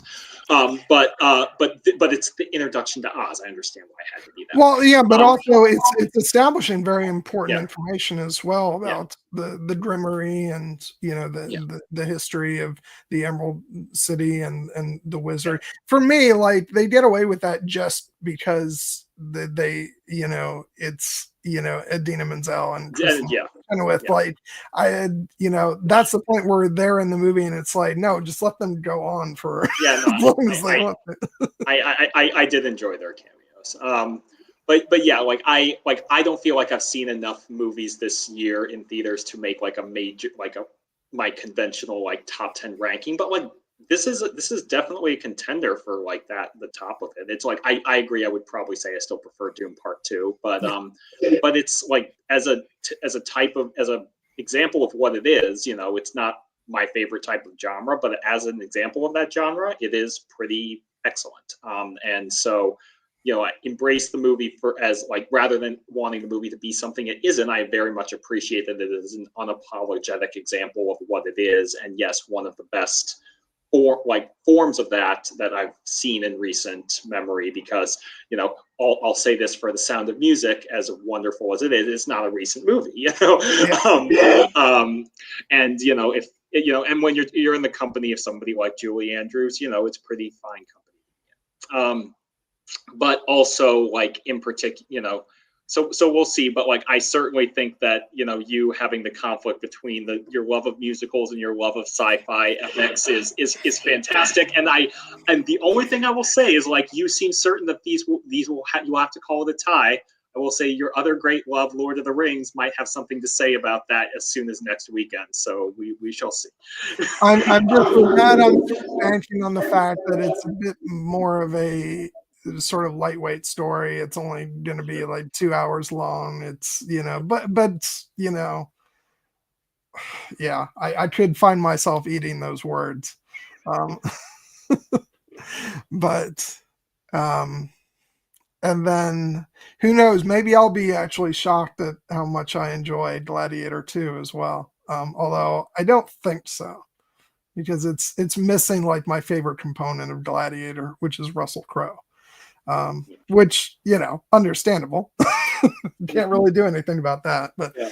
Russell Crowe should stick to fighting in the sands of the Colosseum and denouncing corrupt emperors, and perhaps not, as a singing French policeman. This is I will say, in his defense, it's funny. I'm going to defend him by leveling criticism at somebody else in the movie. I actually don't think it's acting wise, he was phenomenal, but I also think it's not necessarily the best singing that Hugh Jackman has ever done either. Mm-hmm. I have a couple of quibbles with some of his vocals in that movie, which I feel really guilty about, because I love Hugh Jackman so much.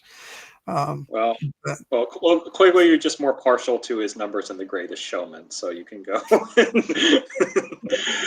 No, I was going to say I'm more partial to his "I Am the Wolverine" number at the Oscars. I mean that is unrivaled. That's why he's the best Oscar host that I've seen in my entire time watching the Oscars, and like, that is the best opening sequence, complete with one of the best jokes of the whole idea, where he's counting out he's like waxing poetic about these brilliant performers, and then he's wondering why he didn't get nominated. He's like, I, an Australian, played an Australian in a movie called Australia. Hosting. Which, of course, side note, I acknowledge some of the cultural and political issues that movie has. Yeah. But I'm actually a fan of the movie Australia, because I think both he and Nicole Kidman were phenomenal in that. Yeah. And it's gotten, speaking of like comedic performances, Nicole Kidman does some of the best comedy in that film, like ever. She is hilarious. But yeah, it's I don't want to get into a whole Australia discussion. Plus that's a difficult, like, multi-layered discussion to have. But yeah, Hugh Jackman should always be nominated anyway. He's great. I don't think they'll be nominating him for Deadpool and Wolverine this year. But maybe they should consider it. I've seen some of the other contenders, and I'm like, are you sure Hugh Jackman isn't better than these?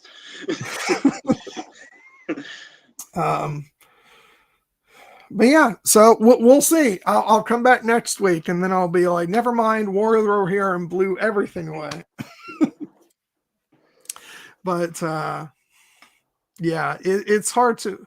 I mean, I was going to say it's hard to imagine that a Lord of the Rings movie wouldn't be my number one of the year, but then, like, the Hobbit movies, none of those would have been my number one of those years. But we'll see. Which, by the way, little more geeking out about the soundtrack for War of the Rohirrim. Not only was the music giving me nostalgia, fits of nostalgia, but the actual cover of the soundtrack album, because the Lord of the Rings font is the same as the original films. And I know maybe that seems like such a small thing to geek out over, but like in terms of just filling me with joy and like lining that right up next to in my iTunes library next to the original Lord of the Rings albums. It's just like it filled me with so much excitement, and so I'm getting more and more excited just talking about it, for next week, because oh my god, I get to go see a new Lord of the Rings movie. with Miranda Otto narrating, which I'm very excited to hear her dulcet tones. And like, I don't think like there's just been enough excitement either over the fact that, not that he was in the original, but he is such an astonishing actor. The fact that Brian freaking Cox is playing Helm Hammerhand, that's like, it's like, oh my God. Talk about great casting. Yeah. But yeah, so I don't know, we're just yammering on at this point. But thank you for, agreeing to, to do this discussion, Jared, and for going to see the movie and, and talking about it with me, because, as when I saw it the first time, a couple weeks ago, I think we were still in the midst of our break. Yeah. And I was like, does anybody want to talk about this? I'm like, forget what I said before. I want to get on and talk about this. And like, nobody had seen it yet. So it's like, oh, okay. But so it took a little while, but I'm glad we did it. And and I'm glad I did go see it again today, because it redeemed my second viewing. And I think I just won't, I got really lucky with the audience and the experience today. So I'm like, you know what? 3 is the magic number. Now I can wait till it comes out on video. I don't want a chance ruining, it with another theatrical experience that maybe won't go well. Yeah. Unless they do a sing-along version, in which case you're just going to have to go. No. I know you want to. I'm kidding. Yeah, you shouldn't do that. I don't want to hear normal people singing. No. God. I will say the only exception that I will make, because, and I talked to you about this before, I got really steamed about this. They at my theater, at one further off, they had like one showing, but at my IMAX theater that I can actually drive to, they weren't showing Wicked on IMAX at all. Instead, they gave all the showings to Gladiator 2, which is another reason for my sort of ambivalence about going to see it. So the only exception will be is if they, like, when the Oscar nominations come out, if it's left the theater, they bring it back in and maybe they add some IMAX showings. Then I will go see it again so I can see it on IMAX, because I think it'll make a big difference with the sound, especially. So I'll hold off on viewing number 4 for that potential eventuality. Yeah. But otherwise, I'll just look forward to the beautiful 4K, Ultra HD. But yeah, okay. So I guess that wraps things up. Once again, just I saw that we did have some new viewers throughout the stream. I want to thank everybody who showed up tonight. And I saw one person add that they had subscribed to the channel. If you guys, if you haven't done that and you enjoyed the stream tonight, please subscribe and check out some of the other stuff we did. We just cover a wide range of different movies and TV shows. So please check some of that stuff out. And and so next week, as stated, we'll be talking about The Lord of the Rings, The War of the Rohirrim, and then we'll be taking Christmas off.